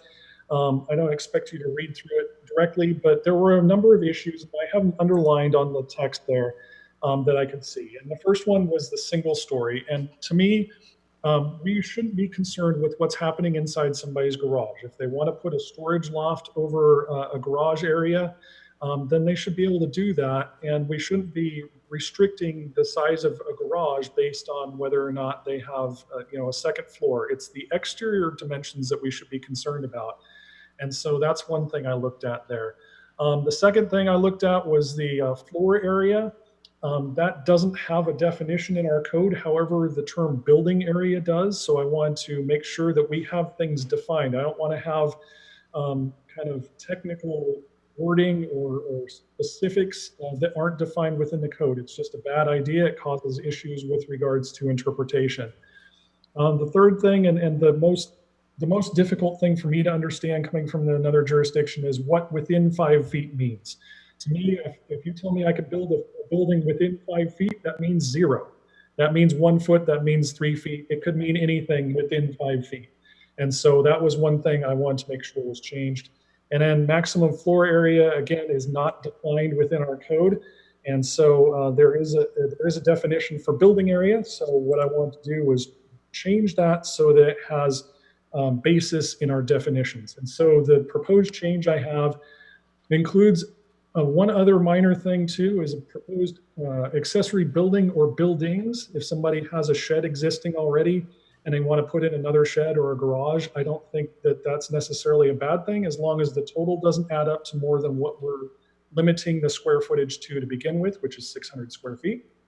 Changing that building area, because that is in our code, it's defined.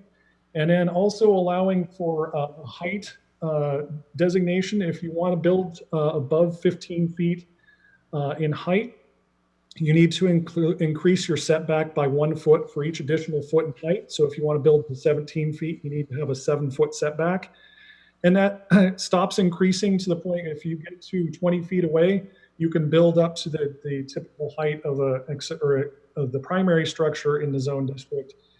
So if you have a situation where you want to build an RV garage and it needs to be tall, but it's close to your house, it meets the regular setbacks for a house, then you should be able to do that. It doesn't affect neighbors in a negative way because you could add on to the house the same thing, and it has the same effect.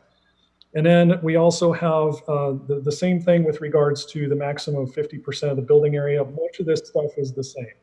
So that is the proposed change I have for that section. And then the other one is even more brief, the building height definition. Currently, our building height definition is based on the corners of the lot. And this causes problems for developers. It causes problems for us in how to administer this.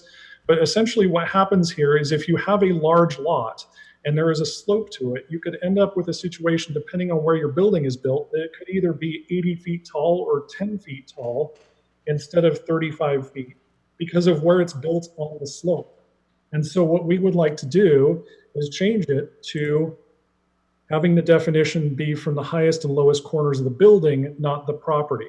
And now this is what most jurisdictions do. It's what the county does. The city of Anacortes does this. They add in some other caveats with regards to street frontages and things like that. But to be perfectly honest, I think this definition makes a lot more sense. It makes it easy to administer. It makes it easy for our building department to say, this is what your height's going to be. And it makes it easier for developers because we've had situations already where the Park Terrace apartment complex had to do a series of boundary line adjustments to make their buildings fit because they have that significant slope from the front to the back of the property. And if we kept it that way and it was on all one parcel, they would have ended up with a very, very tall building in the front and a very, very short building in the back. So that's the reasoning behind that. And we also just want to make it easier for people to understand. So, excuse me, those are the two items that we had for that one. And I'm open again to questions or comments on that. Thank you, Ray. Questions or comments? Not seeing any yet, so looks like, okay, well done. We'll move on then, I guess. Thank you. Thank you, Ray. We'll move on to item number D, which is plan review fee collection. Yes, I will present this item. Good evening, Mayor, members of the council. This is just part of some of our kind of house cleaning type code amendments. We are in continuous consideration of improving our code.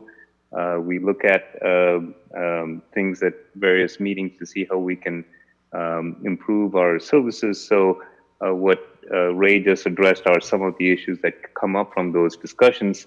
And this is another one of those items that have recently come up that we thought could be something that we consider cleaning up.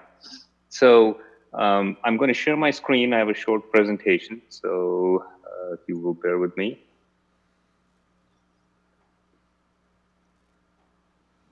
Are you able to see that? Yeah. Okay, thank you. So the current code, and this is Ocala Municipal Code 1705030, and this is about plan review fees. This is related to building permit applications. Anybody that wants to build a house or build a building and they come in for an application, this is about the timing of collecting the fees. So originally, I think the language had the collection of fees at the time of filing the application. And this was recently changed in 2018. And I'll go over some of the reasons why we did that, because one of the reasons is because it takes a little bit of time to generate a permit when they come in for applications. We have to enter it into our computer systems. We have to determine all the fees, and so that takes a little bit of time. So what people would do is normally come and drop applications off, and we'd be like, all right, let's look at generate the permits. You can come back tomorrow or something like that. But we were doing really short reviews. Like, for example, some of the house plans that come in are similar. You have multiple lots of the same house, so it's not a time-consuming review. You can come in, file an application, we can look at it, and then within almost 24 hours the next day, we could be issuing a permit.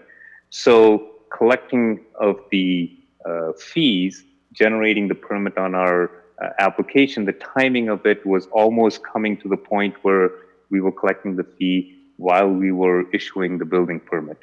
So the code was changed in 2018 to kind of reflect what we were actually doing. And it read, a plan review fee shall be paid at the time of issuance of building permit, because we were having good turnaround time. It was working for our process. And this has some benefits for an applicant coming through the door. They don't have to wait around and go through the process of staff generating this. Sometimes we have staff busy with doing things and can be pulled away, so the wait time is longer. Some of these fees are larger than what a credit card can process. So the way that they pay the fees is also really critical, and sometimes generating it at the time of application was inconvenient because the person that may be filing for the application may not have the authority to sign some of these checks. And so there was some timing issues with that. So those are some of the pros of changing the code to issuance of building permit at the time of issuance. The only drawback to this, we realized, is that some permits can be abandoned, and people can come and apply for a permit, give us the drawings, and we go through, review it, and when we're ready to issue it, we tell them, hey, permit's ready, come pick up, and they may choose not to come and pick it up. And some of them could be abandoned, and they expire after 180 days. And because of our plan review fee being associated with the word issuance, which if we have it with us, we haven't issued it, we haven't given it to them, then how do we collect the fee? That's kind of a simple, just a wordage thing that was changed in 2018. So we just wanted to clarify this. We didn't want to change necessarily the timing of when we collect it, but we do want to change it to add a few more qualifiers to when the fee is paid, so that even if applications are abandoned, we can still have the ability to collect the fee. And so this is just, this still gives the applicant a good customer service when they come to drop applications off. Fee payment is convenient. Currently, this process works for us because we do take applications by email. If we start to require payment at the time of submittal, then it's the question of, we get the email, do we start reviewing it, or do you wait for the fee to come? So there's a delay and there's a tracking. We don't have automatic tracking. We have to manually track all of these because of we don't have the software to do this. So it really helps to add some language to clarify so that we can still collect our fee, even if people don't come and pick up your permit after it has expired. So this is just a kind of a house cleaning type language for us to consider. I don't say that we get a lot of applications that expire or get abandoned. I mean, we do have applications that they don't follow through, but they still pay the fee. We call and say, hey, you still need to pay the fee, and they do. However, one of the projects that did probably escape this loophole is the Lehigh project, because we did review their building permit. That's just part of what our code allows. We can do simultaneous review of our building permit while the site plan and while the binding site plan or boundary line adjustment is being done. We do provide simultaneous review according to our code.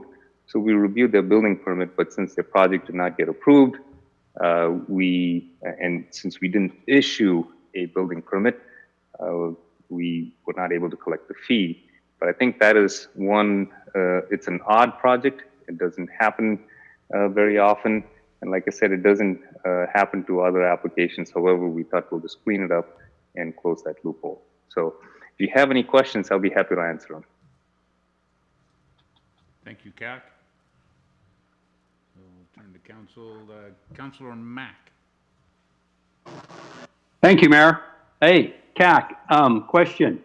When it comes to these plan reviews, and yes, I'm right there with you. When you put in an awful lot of time of you and staff and everything, and then all of a sudden no one comes to pick up their goods or so on and so forth. So just a suggestion. I don't know how it works in there. Not sure how you collect the money and so on and so forth. But there could be wording in there about a 50% deposit somewhere along the line when it comes to the reviewing these plans. So again, that's just a suggestion or recommendation if you think that might be necessary if the staff is putting in a lot of time there. Just a quick, we did think about that option, and in order to generate any payment, it's the same amount of work. We might as well just collect the whole fee, right? I mean, 50%, we still have to go through the work of putting it into the computer, generating the fee. We might as well just collect the fee at that time if we want. So the amount of time spent is almost equivalent to collecting the fee. So if we're going that route, we might as well just collect the fee because a lot of jurisdictions do that, and we could do that when we get to a better electronically tracking process for our permits and payment system.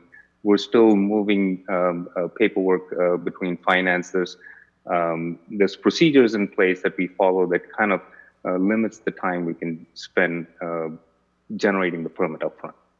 Okay, thank you for that, Okay. Okay, seeing no other questions then, I'll thank you, CAC, and we'll move on to the next section in our agenda, which is engineering. Hillside PRD proposal, letter of intent for modeling. I think that is our city engineer, Jim Bridges. Jim? Yes, thank you, Mayor. So just a quick brief update. We had some vacations last week. This kind of got delayed. We didn't have time to finalize the document to bring it forward. This morning, Anna, myself, and with some input from Brett went over that document, finalized the language to get that ready to go, and we will have that prepared and on the next council agenda. So that's where we're at with the letter of intent with Mr. Thompson's proposal for the Friend Marsh drainage. Okay, question, Councilor Mack? Thank you, Mayor. Thank you, Mr. Bridges. Sorry about the vacation holdup. So so the council's supposed to see this next week on the regular council, August 5th. Yes, will sir. we see a full letter of intent? Yes, sir.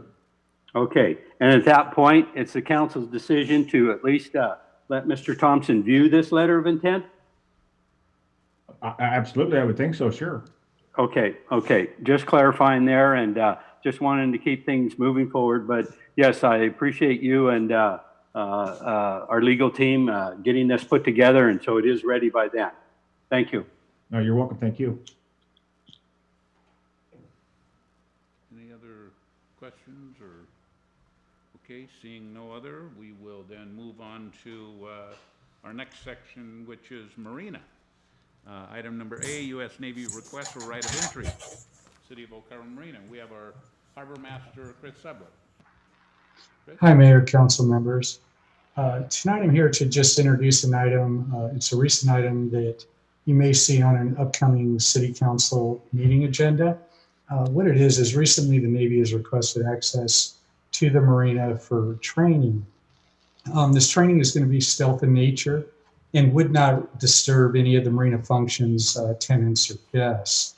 Now, they provided us a draft of the right of entry agreement, and that's in your packet. We're working with the Navy on a final version of this. Their initial idea is that this agreement would run from January 4th, 2021 through January 3rd, 2026. One of the caveats in there is that the Navy will notify Oak Harbor Police Department 24 hours in advance of any training activities.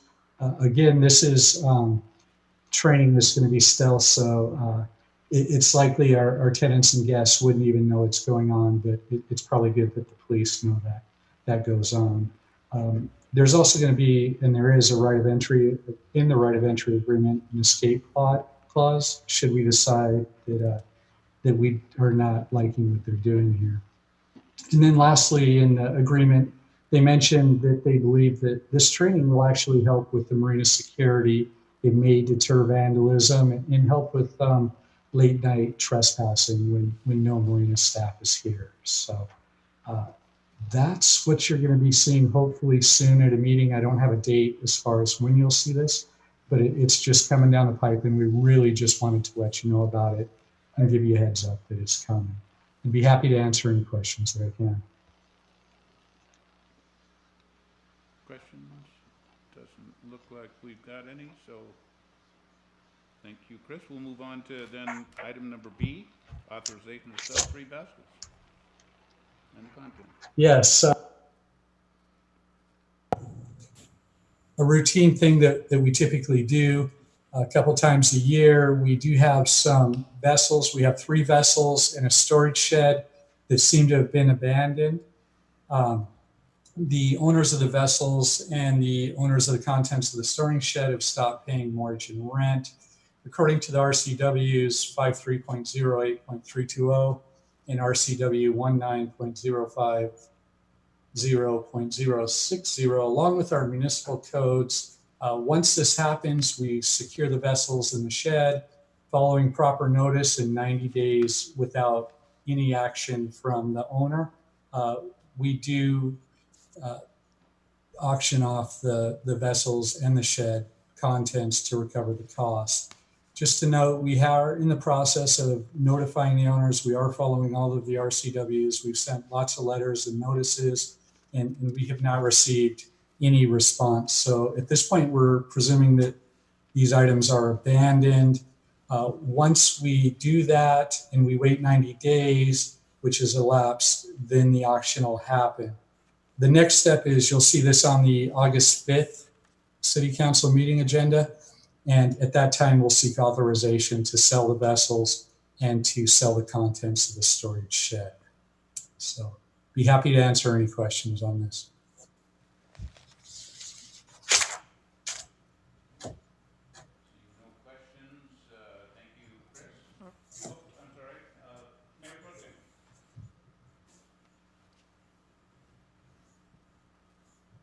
Mayor Pro Tem has a question. Yes. Go ahead, Mayor Pro Tem. Thank you very much. Mr. Sublette, it's related to non-payment or derelict. Recently, there was a vessel towed to the marina. Yes. And we, in a sense, get stuck because they claim that we are the closest haul out or pull out. Now, fortunately, I don't believe there was any oil spillage or gas, but it will be our cost to have to scrap it or get rid of it because there isn't insurance. And anyway, so could you give just a short update? Because I was just astounded that it ends up being our cost, and the rescue team didn't even tell you. They just tied it up to the fuel dock and left it. So if you don't mind, just a quick. Sure. So a little background on that. We came to work at 8 o'clock in the morning on a Thursday, found a roughly 26-foot sailboat sitting in our fuel dock. No one was on it. We looked inside of it. It was leaking very good. And so we pumped it out, did some research, found out who the owner was, found out that that owner had sold it to another person just a few days ago. And that previous Wednesday night, they got in trouble out of our channel, more in the Saratoga Passage area. And the boat was towed into the marina, left at the dock. So where are we now? We've done a lot of research on that. I'm actually meeting with the new owner tomorrow. He's going to take a look at the boat. And in this case, you're right. We are going to be stuck with up to 10% of the cost.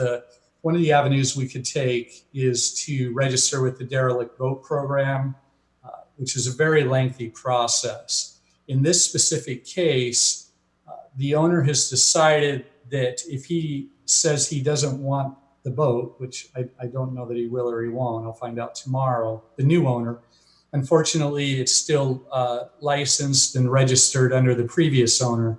So under the derelict boat program, he would be liable for any charges. The saving grace for that previous owner is that the new owner allegedly has a bill of sale. So he can make the decision to pay the fees and leave the marina, or let us continue on with the derelict boat program. But in this case specifically, that owner has already contacted the sailboat wrecking yard up in Linden, who has an interest in that boat because it does have a few usable parts on it, but the keel is lead. So that boat, hopefully, worst case scenario, or maybe best case scenario, will be hauled away by the sailboat wrecking yard and scrapped. But you're absolutely right. Had this been a different situation, we could have been stuck for tens of thousands of dollars. The bigger the boat, the more expensive it is to get rid of them. And like I said, it's a lengthy process. It could take months and months. So it's really, really frustrating. We do hope to have a meeting with the agency that towed them in and kind of set some guidelines and boundaries so that we don't get that kind of surprise again, because if we hadn't opened it, it likely would have sank right there. So, yeah. Fire department. So I'll have a follow on, since supposedly we have a ramp that you can get a boat out, but we don't have any way to get the boat out unless, so we really do need some type of apparatus at the marina if they're going to be towing derelict boats to us, especially ones that are leaking or spilling oil or gas. We need to have that set up. Is there any way to apply for grants to do that if we're going to have that designation? All marinas are safe harbors or places like that. That falls into line with what we're hoping to do with Mariners Haven in the purchase there. Currently, there are no grants that would be able to help us with something that's mobile in the sense of RCO or something like that. So we're kind of stuck there. Luckily, we do have a good relationship with the current owner of Mariners Haven, and he was able to pull that out. And in times past, the couple other times we've experienced something like this, we've called them and they've hauled it right out for us. So it's a good relationship. I'm not sure, how it's going to proceed in the future, but it's just part of the grand plan of Mariners Haven and our purchase of it eventually. Thank you very much. I appreciate it. Okay. Any other questions or input? Okay, seeing none, we will then move on to our next section, finance, COVID-19 revenue impacts. And we have our finance director, Patricia Soul, with us. Patricia?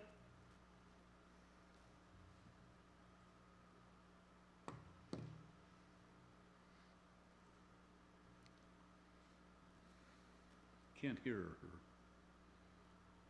Is she muted?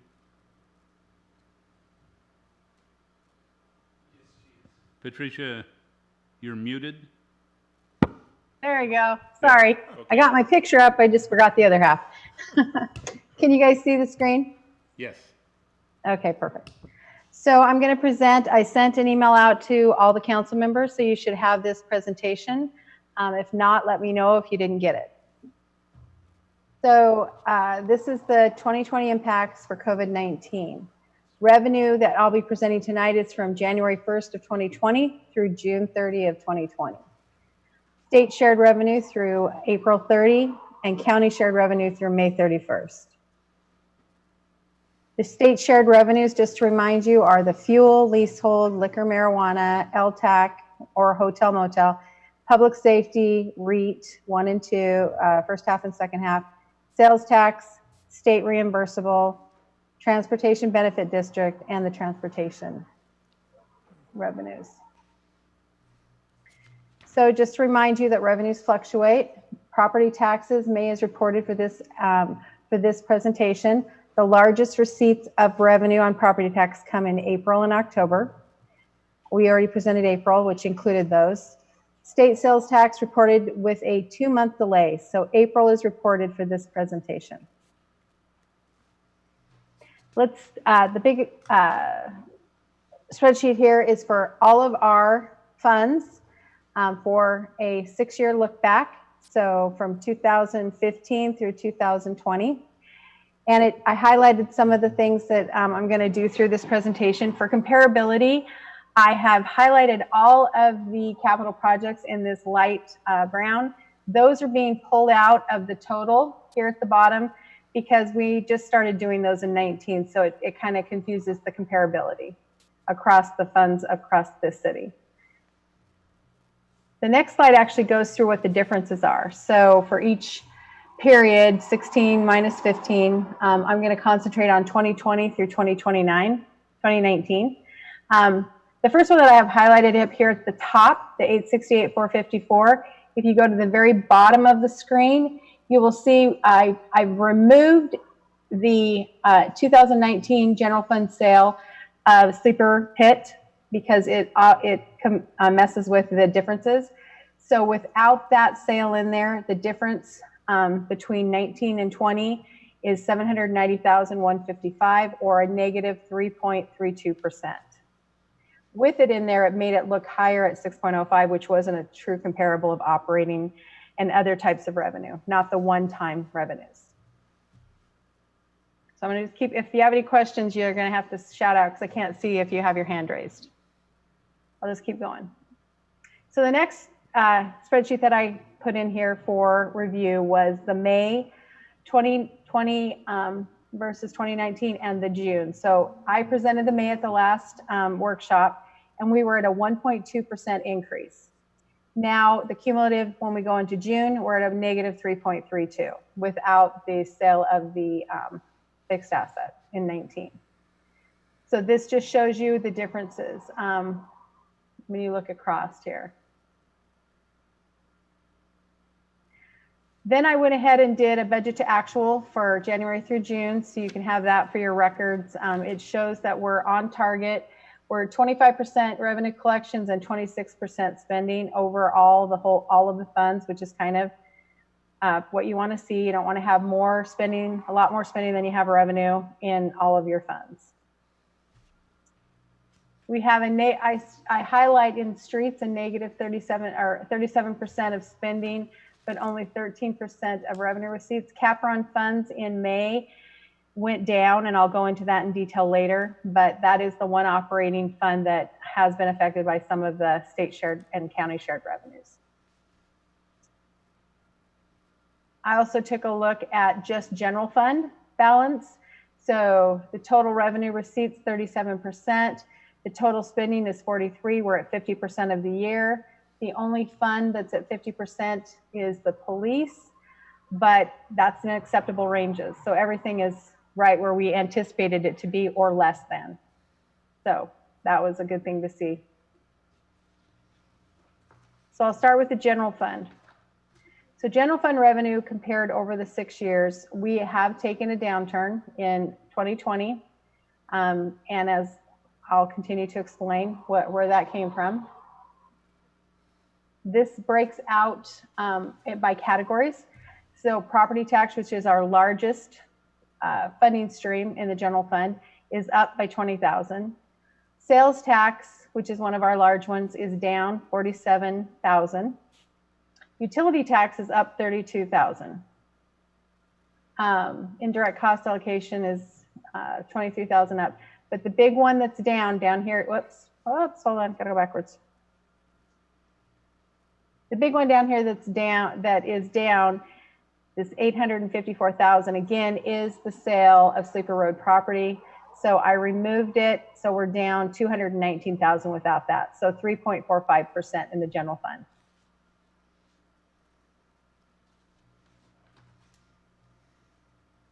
I then took it to where I broke it into the different categories and looked at each one of them individually.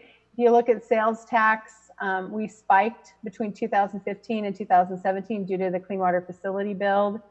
Over here, it clearly identifies the sale of the fixed asset under the loans, sale of assets, and insurance transfers. In 2019. Another spike it looks like we had in 2016. I didn't research that one, sorry. But you can see that some of the other ones are down from previous years. So utility tax. We haven't, in 2018, we looked really good, and then 19 and 20 came down a little. Some of them are higher in 20, but some of them are lower. So it just is a graphic illustration of the numbers on the previous slide. Then I narrowed it down even deeper because these are the main ones that we really want to pay attention to. This one, because it's our main funding stream, the taxes, and that's the property tax, all the taxes I've described separately. And they are up to $2,203, 5%.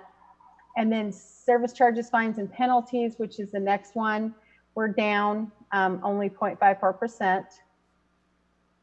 And that's one of our larger ones. And then when you look at our smaller ones, but that, you know, show the activity going on at the city, license and permits are down $20,000 or 9.24%. It's not a significant dollar change, but it shows that the people aren't coming in the door as much due to COVID probably. And then miscellaneous, again, had that 849. So that made it look really ugly, but I just wanted to make sure I showed it all the way across.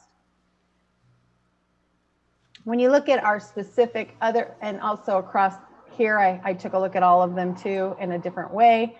And I just put in the same ones just so you could see it, because, you know, why not show it twice? Charts are great. Then sales tax. So this is January through April. And I just want to quantify that what the sales tax reports from the state show, they show January through April. Our reports are accrued. So they show November and December that are collected in January through June.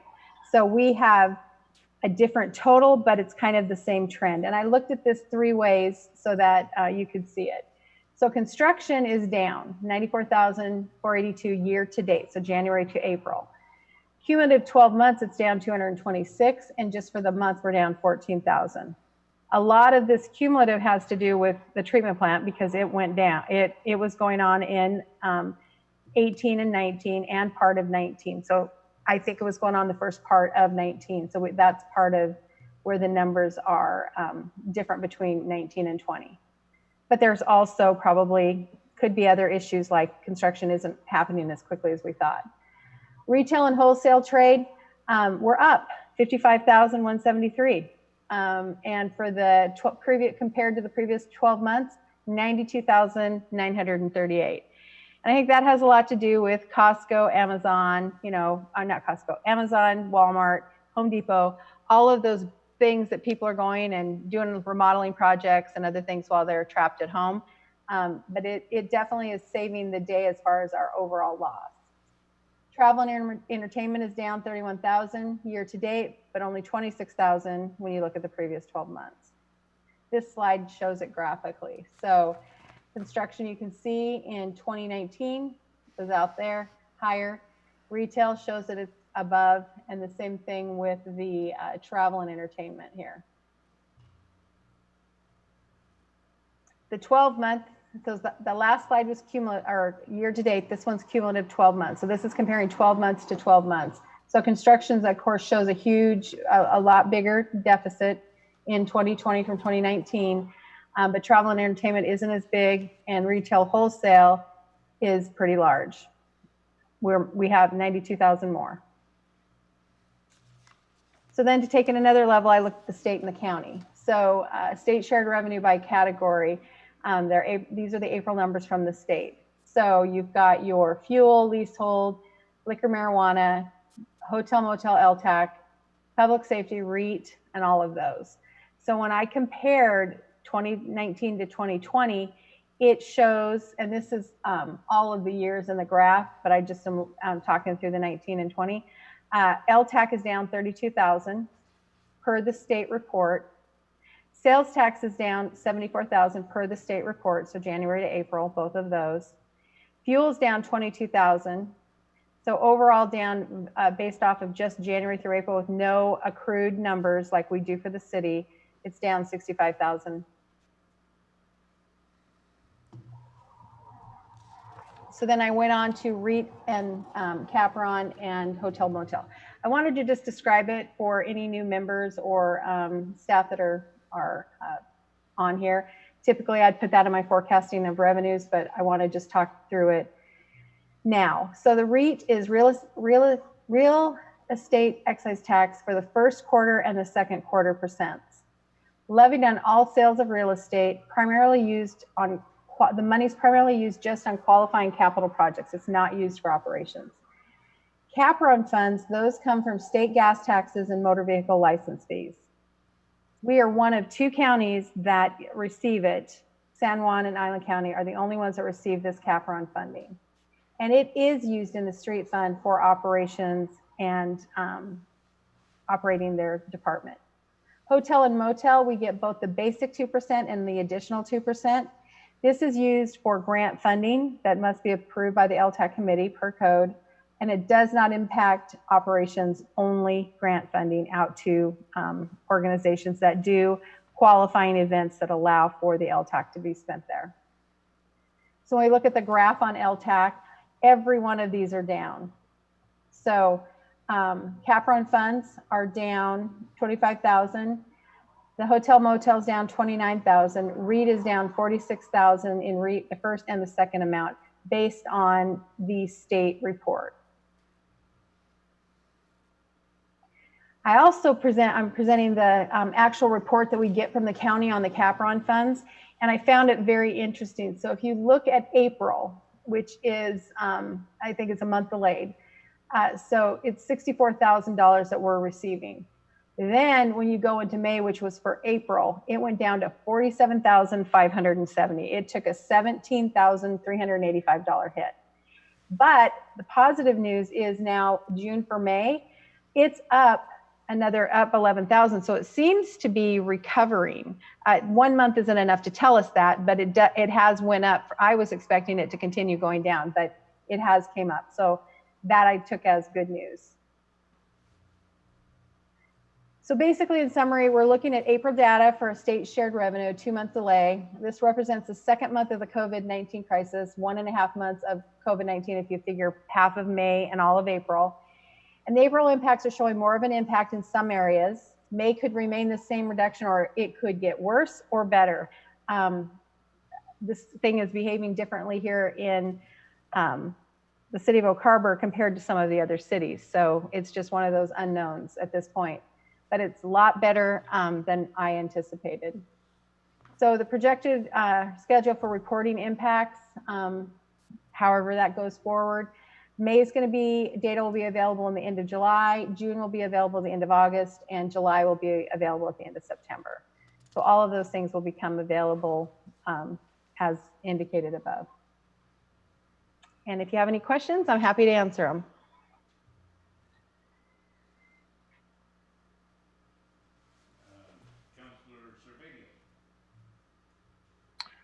Thank you, Mayor. For some reason, you've gotten very quiet. So Patricia, 2 things I'm curious about. I'm looking at you also emailed us this. Mm-hmm. State shared revenue, which is, I think, slide 21. Okay, hold on, let me pull it up. State shared revenue by category. Yep. Yep, got it. So if we took out, I mean, the TBD is brand new, but if we take that out, we're down even more, yes. Considerably more. So is that something we should be paying a little more attention to, or? Well, it's by line item. So we're down 22,000 for the fuel tax revenue that we put into the general fund. The leasehold revenue goes into the Marina. We're down 9,000. LTAC, as I said, goes to grant funding, so it's not going to impact operations. Public safety is only down 2,800 from prior year. REIT's actually up. And sales tax is also down at this point. Yes. So there are ones that are down. Sales tax affects operations, and leasehold affects marina operations. Okay. And then I'm trying to back up, unless you have it there quicker, just general fund. That was 600 and trying to find that slide again that we were down there. So general funds total difference. Let me share my screen real quick, and then that'll be easier for everybody. Can you see it? Not yet. No. Okay, there we go. There we go. All right. Okay. So this is January to June general fund revenue. So it is down 219,855 if you take out the 19 sale of 648,000 of Sleeper Road property. Sleeper Road. Okay, so Yeah. that's not as bad. Yeah, our large revenues are essentially coming out net because you got 20 plus, 32 plus, minus 47. So those are looking okay. Those are where our majority of our revenue comes. It's the license and permits that are down, the charges for services, fines and penalties, and then the miscellaneous. It's kind of one of those things you don't count on. It happens or it doesn't, right? So, right. Yeah. So we've only collected 20,000 when the prior year because of the sale, we collected significantly more. This line also does transfer. So if we've done transfers into general fund from other funds, that shows up in there too. And if we have insurance proceeds or anything like that. So it's not one we really count on. Okay, thank you. You're welcome. Mayor Pro Tem Munns. Thank you, Mayor. So on a whole, what you've also seen from other communities, we're really not doing too badly. No. Considering. The box stores, like the ones that had the Macy's and the other ones that had to be shut down and people couldn't shop there, they're looking way worse than we are. The service industry ones that had to be shut down. Okay. So in a sense, living on an island and not wanting to travel, everybody tends to be buying more here. And in the Navy, because they all have their jobs, they're not up and down, seems to be a saving grace at this time, or more so saving grace than a decline, I would guess. Right. And the LTAC or hotel motel, it still went down, but it was bolstered because they were quarantining and utilizing the hotels during the time when most hotels were vacant. So we had that unusual experience here. All right. Thank you, Patricia. I really appreciate the presentation. Councillor Mack. Thank you, Mayor. And thank you, Patricia. I think you did a great job in laying all this out, and gives me a pretty clear picture here. So, Patricia, not to put you on the spot or anything here, but in your opinion, what are your concerns like in the next 90 days with all of this, following the trends of elsewhere and what you put together here? What should we really be watching out for or concerned about at this time? Well, I would be watching sales tax, and I know the mayor gets that report every month. Maybe that could be something that you ask my replacement to give you. It helps see. That's the one that retail's been making up the difference, but if retail wasn't there, we'd be way down in sales tax. The big ones, the construction and the travel, are down. So that's the one that right here, that if we didn't have this 55,000, then we would be over 100,000 in losses. So I would keep an eye on this one because it's one of your larger revenues that come into the city. The other thing I would keep an eye on is your, when you're making plans to spend REIT for CIP, or you're making plans to use LTAC or hotel motel for grants, you're really gonna have to pay attention to what revenues have come in and what, that might change the structure of what goes out to the community. Okay. And I think the utilities, we're doing okay. I had Chaz take a look at some of our penalties and interest. We're about on par with what we were the prior year. People still seem to be making their payments and able to make their payments. Plus COVID-19 with the CARES grant and stuff that's out there. They have a program through, I can't think of the name of it, where they will help pay people's utility bills and other things. So I think that influx of grant funding has also helped too, and it's helping us. Okay. Thank you, Patricia. And Patricia, thank you for all your effort over the past years, keeping the city on track here. And you are truly a direct bookkeeper here. And I like the way you put your spreadsheet together. So again, much appreciation to all your hard effort for the city of Oak Harbor. Thank you. Thank you, Councilmember Mack. Councillor Wessinger.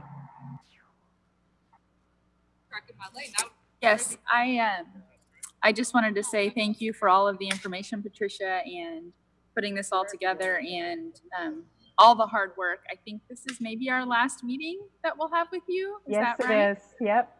So, you know, yeah, I don't want to replace you for sure. So, but thank you. You always have provided us so much information and been so transparent with all of us. All I could have ever asked for a finance director. So thank you for all of your effort. You'll be missed. Thank you. Thank you, Councilmember Wassner. I appreciate that. Okay, that is for sure. So any other input or questions? Okay, thanks, Patricia. Best of luck. Thank you, Mayor. Yeah, you bet. And we will now move on to our next section, Fire Department. Fire Department 2019 Annual Report. Chief Merrill. Well, thanks, Mayor. Evening, Council. We're going to open up my report. I trust you all had a chance to take a look at the one-page snapshot of the department, something we want to try different this year compared to years past. As you know, Angela does a fabulous job putting together the annual report. I get to have the fun part of just chatting for a long time. And please, if you have questions, ask while I'm going through it so I can answer the questions for you. But I think it's going to be a good report. And I get to, kind of brag on our department. And I think we've got a fantastic group of people that work here. However, my report didn't start. Let me go back and find it. There we go.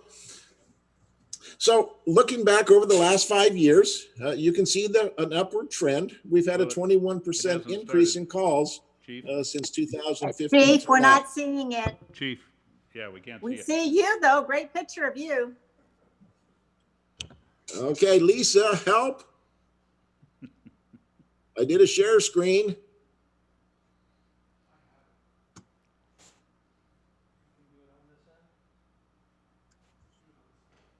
Let's go back and all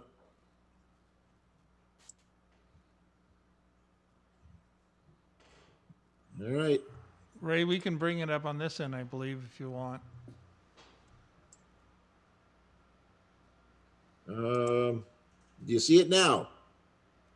No. No. You want Tim to try to bring it up here? If he can. He said he's got it here, so how's that, Tim? If Tim's got it up, we'll just cue him when to change. Well, he's still working on it. So it looks like call volume 5-year review. Yep. Okay, that's in front of us. That's in front of you now. You might so go ahead, Tim, next one. It should be easier if I could control it. Yeah. All right, so as you can see, we've had a 21% increase over the last 5 years. Go ahead and Tim. And a 10% over the last year. I think we're going to see, though, in this year, in the last 2 months, we've seen a decline in calls, and I'm going to kind of watch it for the next couple months. We've seen a pretty good decline in May, June, and even into July. So we'll see how that transpires. Go ahead, Tim. We did have 1,419 calls for service throughout the year, 781 calls in EMS. 230 false calls, and we'll break these down a little bit more here in shortly. 211 service calls, 69 good intent calls, 54 hazardous calls, 53 fires, and then 21 of the others. So go ahead, Tim. So when we look at medical calls, that's the contract that we have with Whitby General Hospital. We did go on 590 calls for EMS. Now, what's interesting about our department in comparison with others, most fire departments, their call volume at EMS is usually anywhere from 82 to 85%. Remember, we are backwards compared to most departments, whereas the paramedic unit goes out first, And then if they need our assistance, they call us. With the exception of CPR, unconscious, unresponsive, and motor vehicle accidents, and those are primary responders for us. You can see that we did 136 motor vehicle accidents. We did some water rescues. We had some EMS calls that weren't motor vehicle related, and other calls in the EMS field. Go ahead, Tim. False calls. This is always an interesting one year to year. We've had 59 of system malfunctions. And then when you look at the unintentional calls, we had 153 of those. That's where somebody burns popcorn, does something in the oven. It's not a fire. The system works, but it wasn't really an incident per se. Go ahead, Tim. Service calls. This is where we go help somebody just cause. People stuck in elevators, a water problem or a leak inside of an apartment complex or a house. We have some public service calls. We've had some unauthorized burnings. And if we go assist like the police department. Go ahead, Tim. Good intent. Somebody calls us because they see smoke. We had 28 of those calls. Dispatch and cancel route 34. And you can just see the level of calls of the service that we have. Really shows that we are really a true full service fire department. You know, really, you can take the word fire out sometimes because we are just a full service organization. Go ahead, Tim. Hazardous materials, we do go on those. 13 gasoline or oil spills. We had some electrical problems. Carbon monoxide, and this is an interesting one. 10 years ago, the International Code Council came out and said everybody has to have carbon monoxide alarms in their houses, and they have a 10-year life cycle. And we're starting to see the failure of that because we're starting to get the alarms for carbon monoxide incidents as a false call. So if you have one, 10 years, time to put a new one up. When we took a look at our fires, we had 53 fires for the year. 22 of them were grass fires. 12 were actual structure fires. We had some cooking fires, 4 vehicle fires, and some dumpster fires. Go ahead, Tim. So when are they occurring? Now, this is interesting because year to year, this changes. This last year, 67% of our calls, 951 of them, happened during this day shift from 7 a.m. till 7 p.m. Tim? And 33% happened at night from 7 p.m. till 7 a.m., 468 calls after 7 o'clock at night. Tim? December had the most amount of calls. That's pretty typical. Monday was our busiest day at 17% of the calls. Go ahead, Tim. There we go. What time do you think was our most amount of calls or the least amount of calls? Anybody want to just throw a wager out there?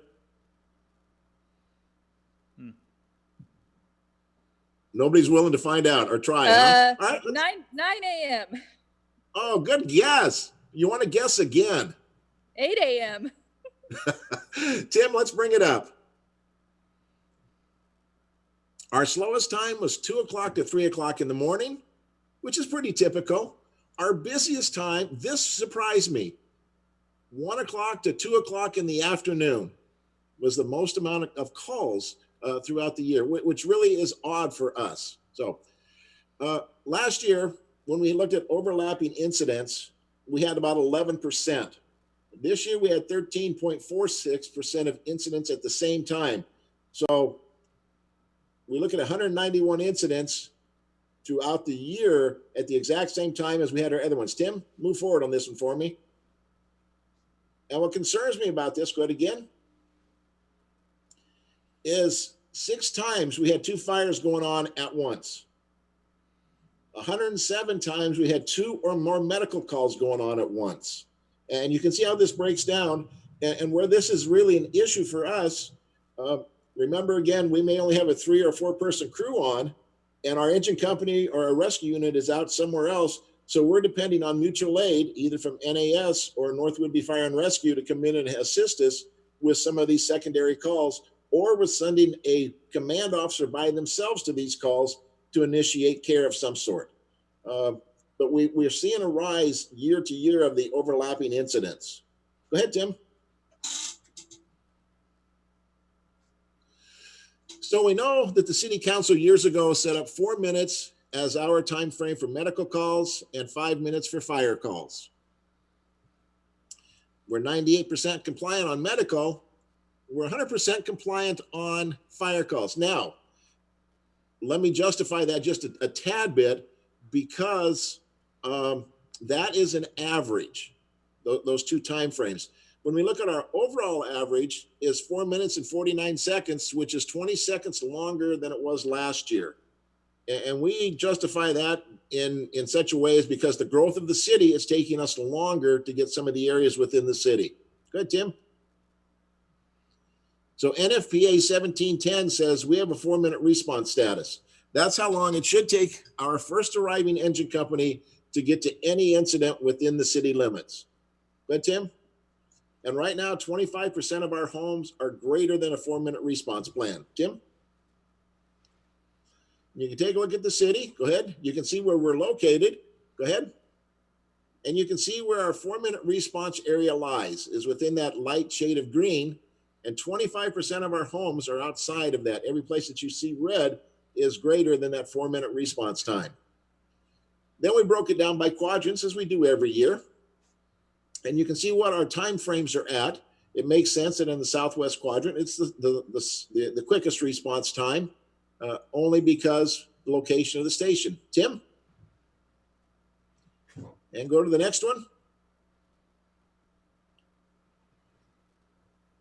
And you can see the breakdown. If we look at the southeast quadrant, 3 minutes and 51 seconds. We had 12 fires in that area, 166 medical. If you look at the northeast, again, we had 12 fires in that one, 4 minutes and 12 seconds response time. Go ahead, Tim. Northwest quadrant, 5 minutes and 25 seconds is the average response time at 198 calls.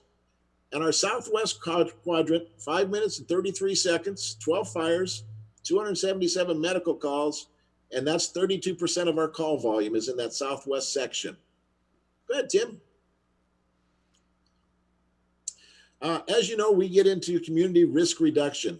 And at the National Night Out last year, we were able to get the state fire sprinkler trailer to come up and demonstrate what it looked like for a fire sprinkler system to work inside of a enclosed occupancy. We'd burn something inside the trailer, the sprinkler system would activate, and you'd see how well the sprinkler system works.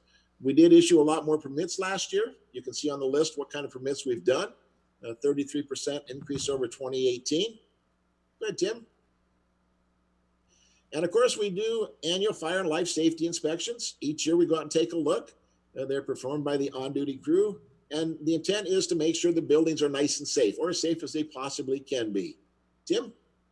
We did conduct 982 business inspections.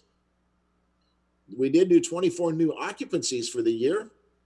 And there was 1,130 violations for those 982 occupancies. Now, when we consider a violation, whoops, you went too quick, Tim.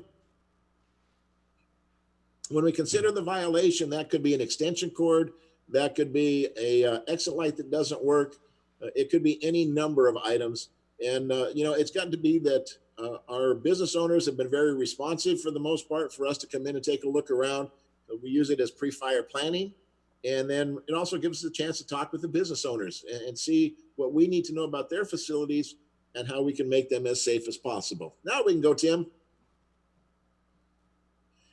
And we're big into fire investigation, as you know. Go ahead. So there we go. We want to find out how a fire started. State law says we're supposed to find out the origin and the cause. We do have our certified fire investigators. You can see the list there in front of you. We did do a certified fire investigation examination with our task force, which includes us, Island County, San Juan, and Skagit, and Whatcom counties. We did have 10 fire investigated candidates, 2 from Oak Harbor, 1 from South Whidbey, Central Whidbey, Navy, Skagit, and Whatcom County. They all came here. We got an acquired structure. We went in and we set some fires inside the acquired structure. We utilized the systematic approach, the scientific method of fire investigation. They had to go in and identify the fire. They had to identify the origin, the cause of the fire. They had to collect all the data. They had to collect evidence samples. They had to analyze the data, and then there's a written examination. Our two guys did pass. So we've got 2 more fire investigators that we'll be able to put on the street here soon. Go ahead. We did 14 actual fire origin and causes.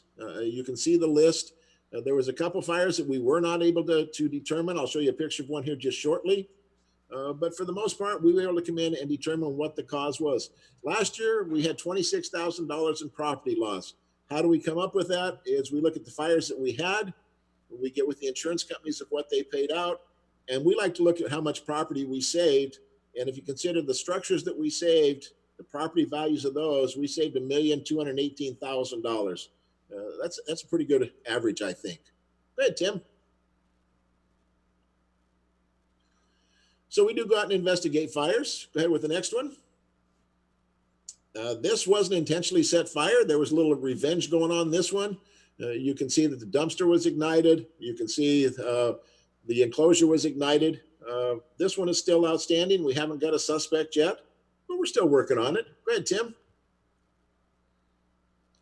We did have, go ahead. We did have, go ahead, Tim. There we go. We did have 2 fires that were caused by unintended cooking. In this case, the homeowner put a tin plate inside of the microwave, started the microwave, and then about 3 minutes later realized the kitchen was on fire. Go ahead, Tim. And this one, go ahead, Tim. This was some equipment that overheated outside on the patio. We got this fire early in the morning, and we were able to extinguish it quickly without a lot of damage to the structure. Tim? And we had 3 dumpster fires by discarded smoking materials. We were able to put the fires back together and come up with the origin and cause. Go ahead, Tim. And the next picture, this one was caused by electrical wiring problems. We were actually able to see between the washer and the dryer where we had an arcing of electricity between the two. There was a shorted wire in the dryer itself. And the homeowner said that every once in a while they could feel a tinge of electricity off of the washing machine. And it arced, and you can see the damage that was done. And right there by the plug, you can see where the wire went down. It's kind of funny. I'm pointing at the picture, and you guys can't see me pointing worth a darn, but that's okay. You can see where the fire ignited, and we were able to quickly extinguish it. We came up to the origin and the cause. Go ahead, Tim. And the next one, this was a fire that we responded to and investigated out in the county. And it was really, we were not able to determine it. We had the room of origin. However, the people that lived in the house weren't too cooperative in assisting us with our investigation. Go ahead, Tim. And training. Training is important to us. Go ahead, Tim. You can see, and just start clicking down. Yeah, you can see all the different training categories and the amount of time that we spent on each of those categories. That was the amount of time that was provided. And then we did 1,600 hours of offered training. Go ahead, Tim. And a little over 5,500 hours of personal training were completed for the department throughout the year. Go ahead. As you know, go ahead, Tim. As you know, that we do work with the police department on the high-risk entry team. We do provide medical support for any of the police activities where they need our assistance. We do have combat care medics that have gone through specialized training to provide the training we need for high-risk entry. Go ahead, Tim.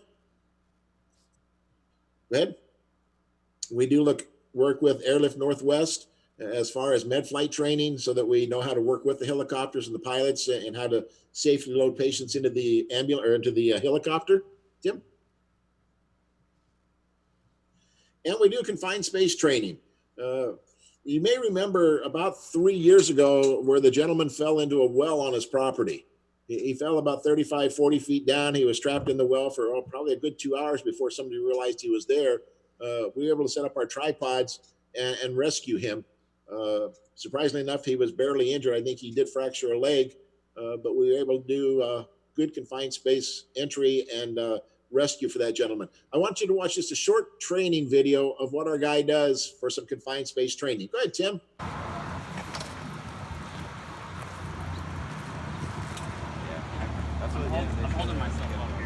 And this is one of our vaults in the city. So that if we ever have to go down inside to find somebody, we do the training to do this. They actually went 300 feet inside of this drain pipe as part of the training. And you can see it's going to follow all the way out in the drain pipe, and he's going 300 feet back in there as part of the training activity. And there was no water actually in the pipe. It was just at the base of the basin. And you see there's a primary and a secondary line. He has a communication system attached to him and specialized equipment. All right, Tim, let's move on. And of course, we get involved in some live fire training. We did take Councilmember Wiesner and Bill Larson with us. I'm not sure who the bald guy is in the upper left-hand corner, though. I don't recognize him. But they both went inside the fires with us, spent the day with us, and seeing exactly what we did. And I wish Jim was with us so he could tell you about his experience. But you can tell they're smiling. They had a good time, and it was a really good burn that we had with them. And that was a couple of acquired structures that we were able to burn down. Go ahead, Tim.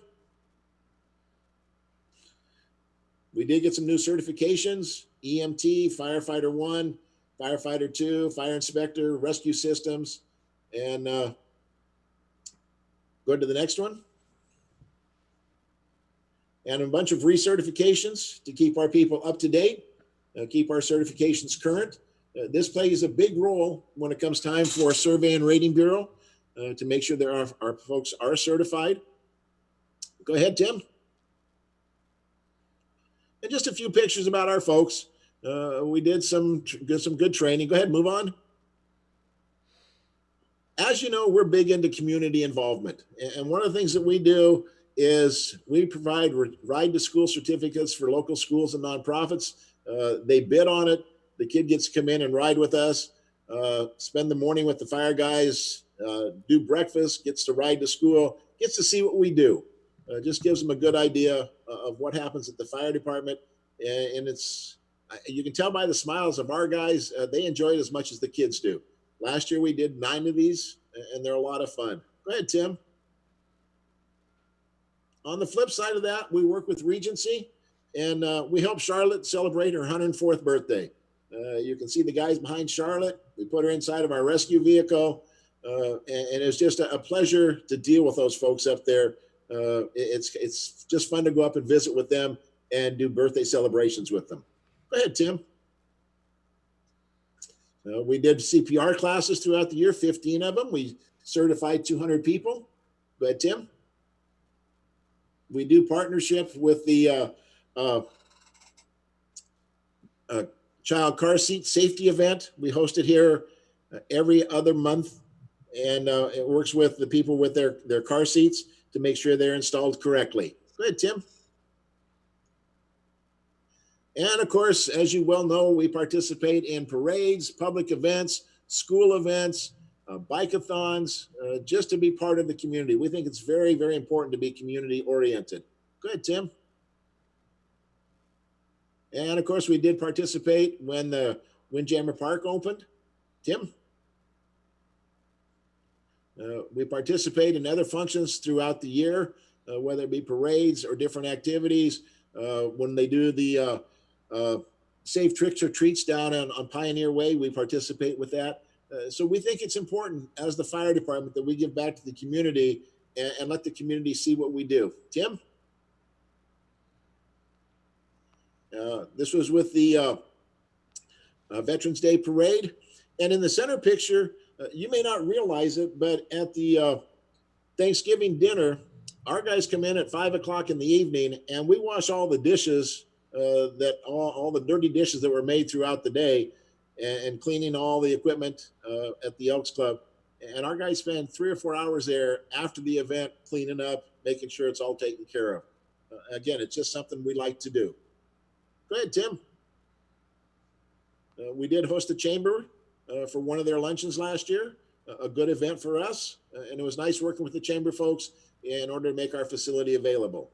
Tim? So let's talk a little bit about personnel. There's a happy group for you.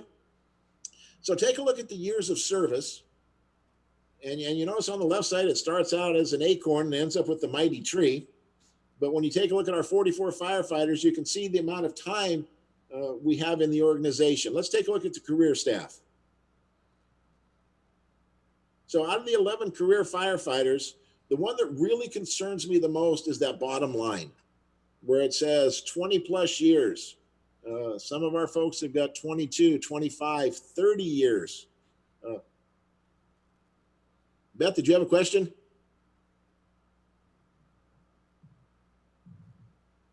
No, I didn't. Oh, I thought you raised your hand. I'm sorry.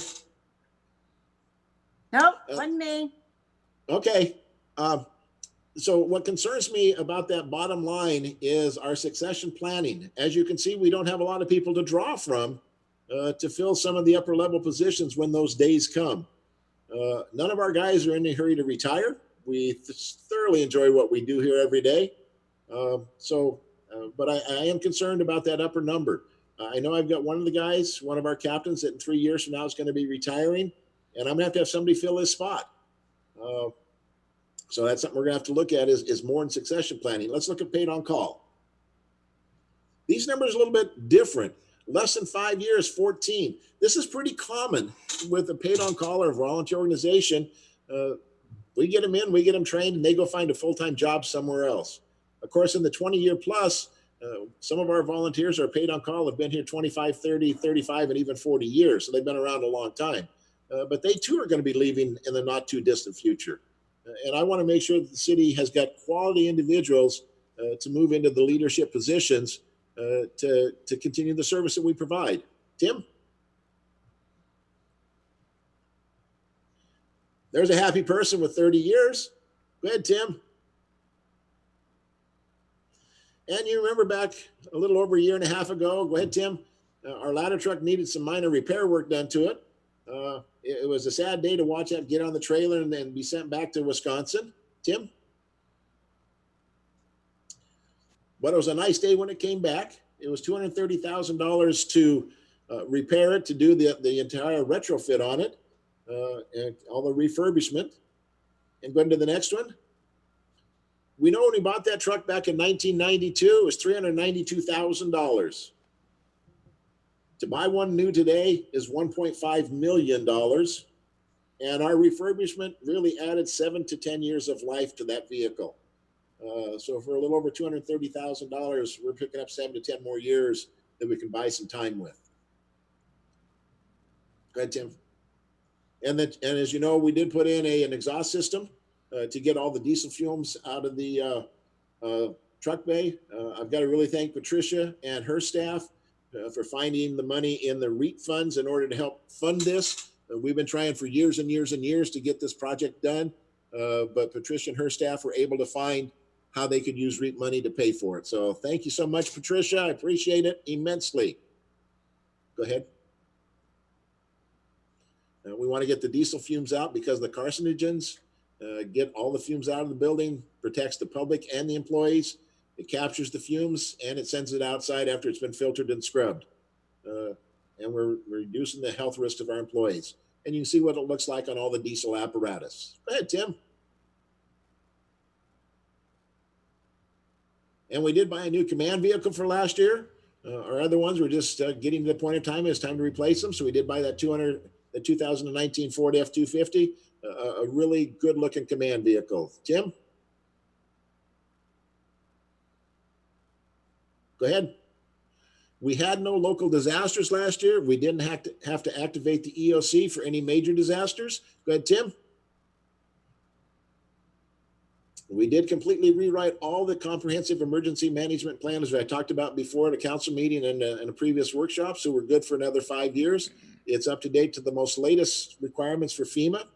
We do partnership with Island County Department of Emergency Management for both of our benefits. Go ahead, Tim. Go ahead, Tim. So a final thought about us. A fire department's not a business. Go ahead, Tim. Just keep scrolling right on down. It's a critical infrastructure. It's community driven. And if it fails, no competitor is going to fill the void. When it comes to disaster response, the fire department is the community's first and only option. And you can learn more about us at oakharbor.org. You can see the contributors to the plan. And then when this slide's done, just stop there, Tim.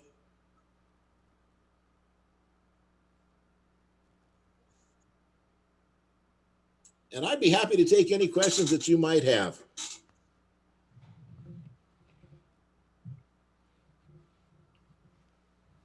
Time for questions. Input, Mayor Pro Tem. Thank you, Mayor. Chief, great report. Be sure you thank Angela. She does a great job. You're right. You do a good job presenting. So the new fire truck, we've bought 7 to 10 more years. Do you start appropriating at least a down payment for a new one before we would go out for a bond? Or, I mean, time goes by quickly, it seems, these years. So what kind of plan do you have with the budget, your budget, to get something going, or for the city to start planning instead of waiting till, oh my gosh, we need one now? Well, now this could be a really long answer. We have tried for years and years and years to put money aside every year to replace apparatus. And unfortunately, over the years, that's been one of the items that's always been taken away to begin with, is that money for long-range planning for apparatus.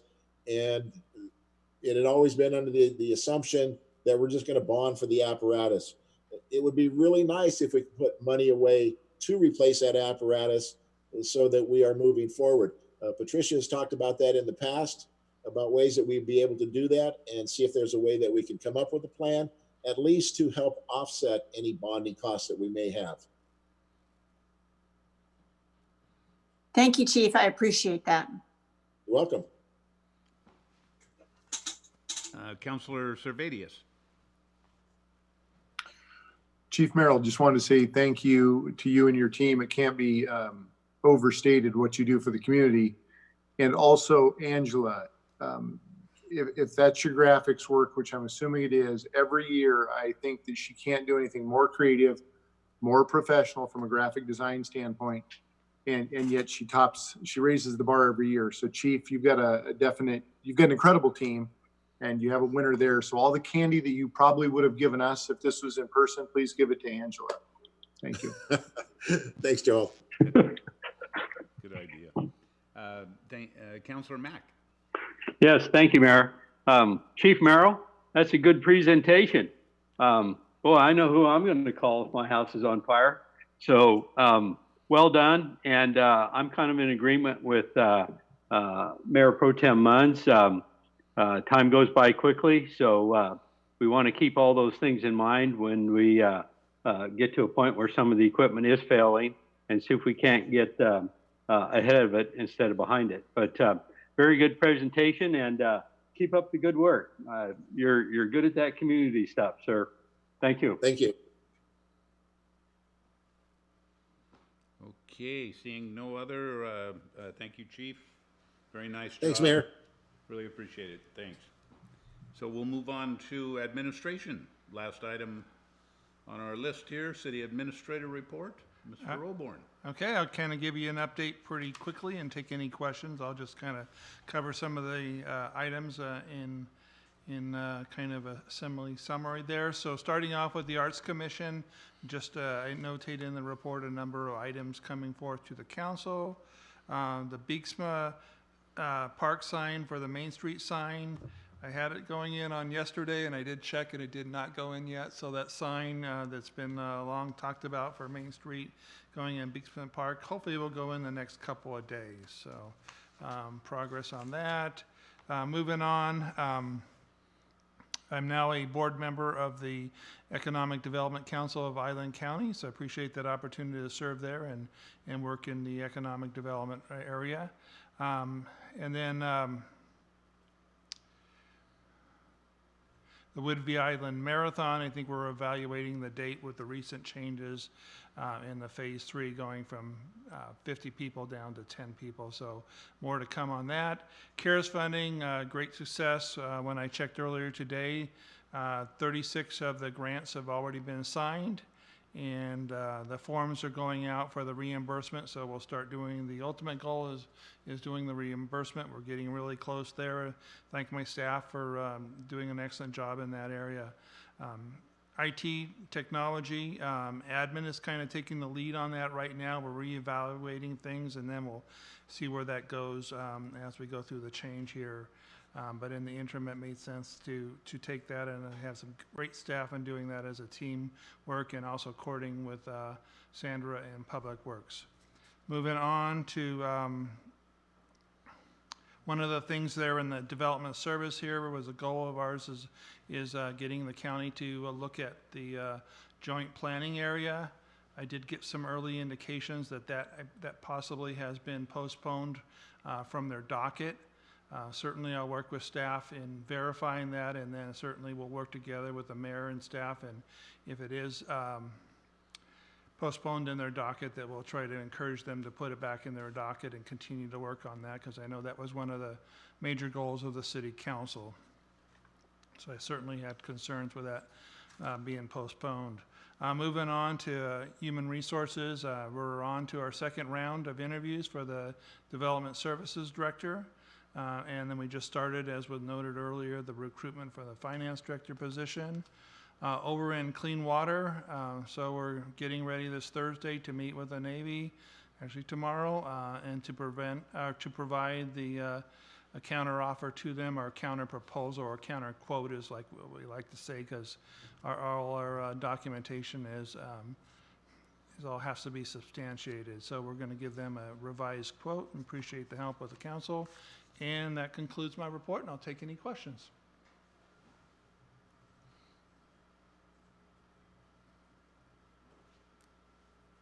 Any questions? Mayor Pro Tem Munz. Thank you, Mayor. Mr. Oborn, did the county give a reason for the postponement? It just seems like they keep finding reasons to slough us off, so to speak. It's probably related to COVID, but yeah, that's probably why they're justifying it. That would be my guess, but I'm still verifying that. Thank you. Any other questions, input? Okay. Seeing none, I think that concludes our agenda for this evening. So again, I appreciate council's sticking with us here on this. It's hard to have these meetings. You know, I drove into City Hall tonight and got to park right in front of the building and tried to get in, and the door was locked. And anyway, I miss you guys. I'm sorry that we can't be together. I think it makes for a better meeting. Anyway, Councilman Mack? So thank you, Mayor. Not to interrupt you there or anything, but so what is the plan to meet in the council chambers for the council and the staff? Thank you. Go ahead, Blaine. I could take it. We actually were moving ahead. We were actually looking at other locations. And then now with the kind of the rollback of phase 3, going from 50 down to 10, we kind of had to roll back to what we were doing under phase 2. We'll continue to evaluate that and look for long-term plans, because I think you're right. I think we want to be able to figure a way to get it together and be a larger crowd. So the council chambers is pretty small, but we do have the center.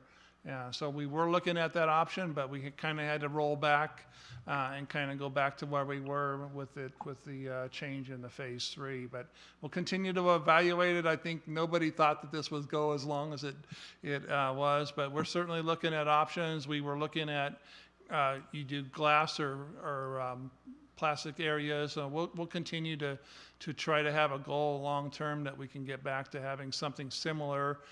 We have to do the spacing, and that's challenging, but we'll continue to look at options. Okay, thank you, Blaine. Thank you, Mayor. Thank you, Council. So with that, no further business. Oh, Mayor Pro Tem. Thank you, Mayor. I just want to, I'd be remiss if I didn't do a special thank you to Patricia.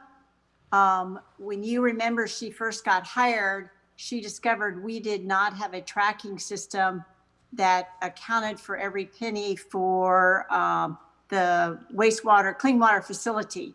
It sort of just slipped by. We just had a total amount and how much we'd spent.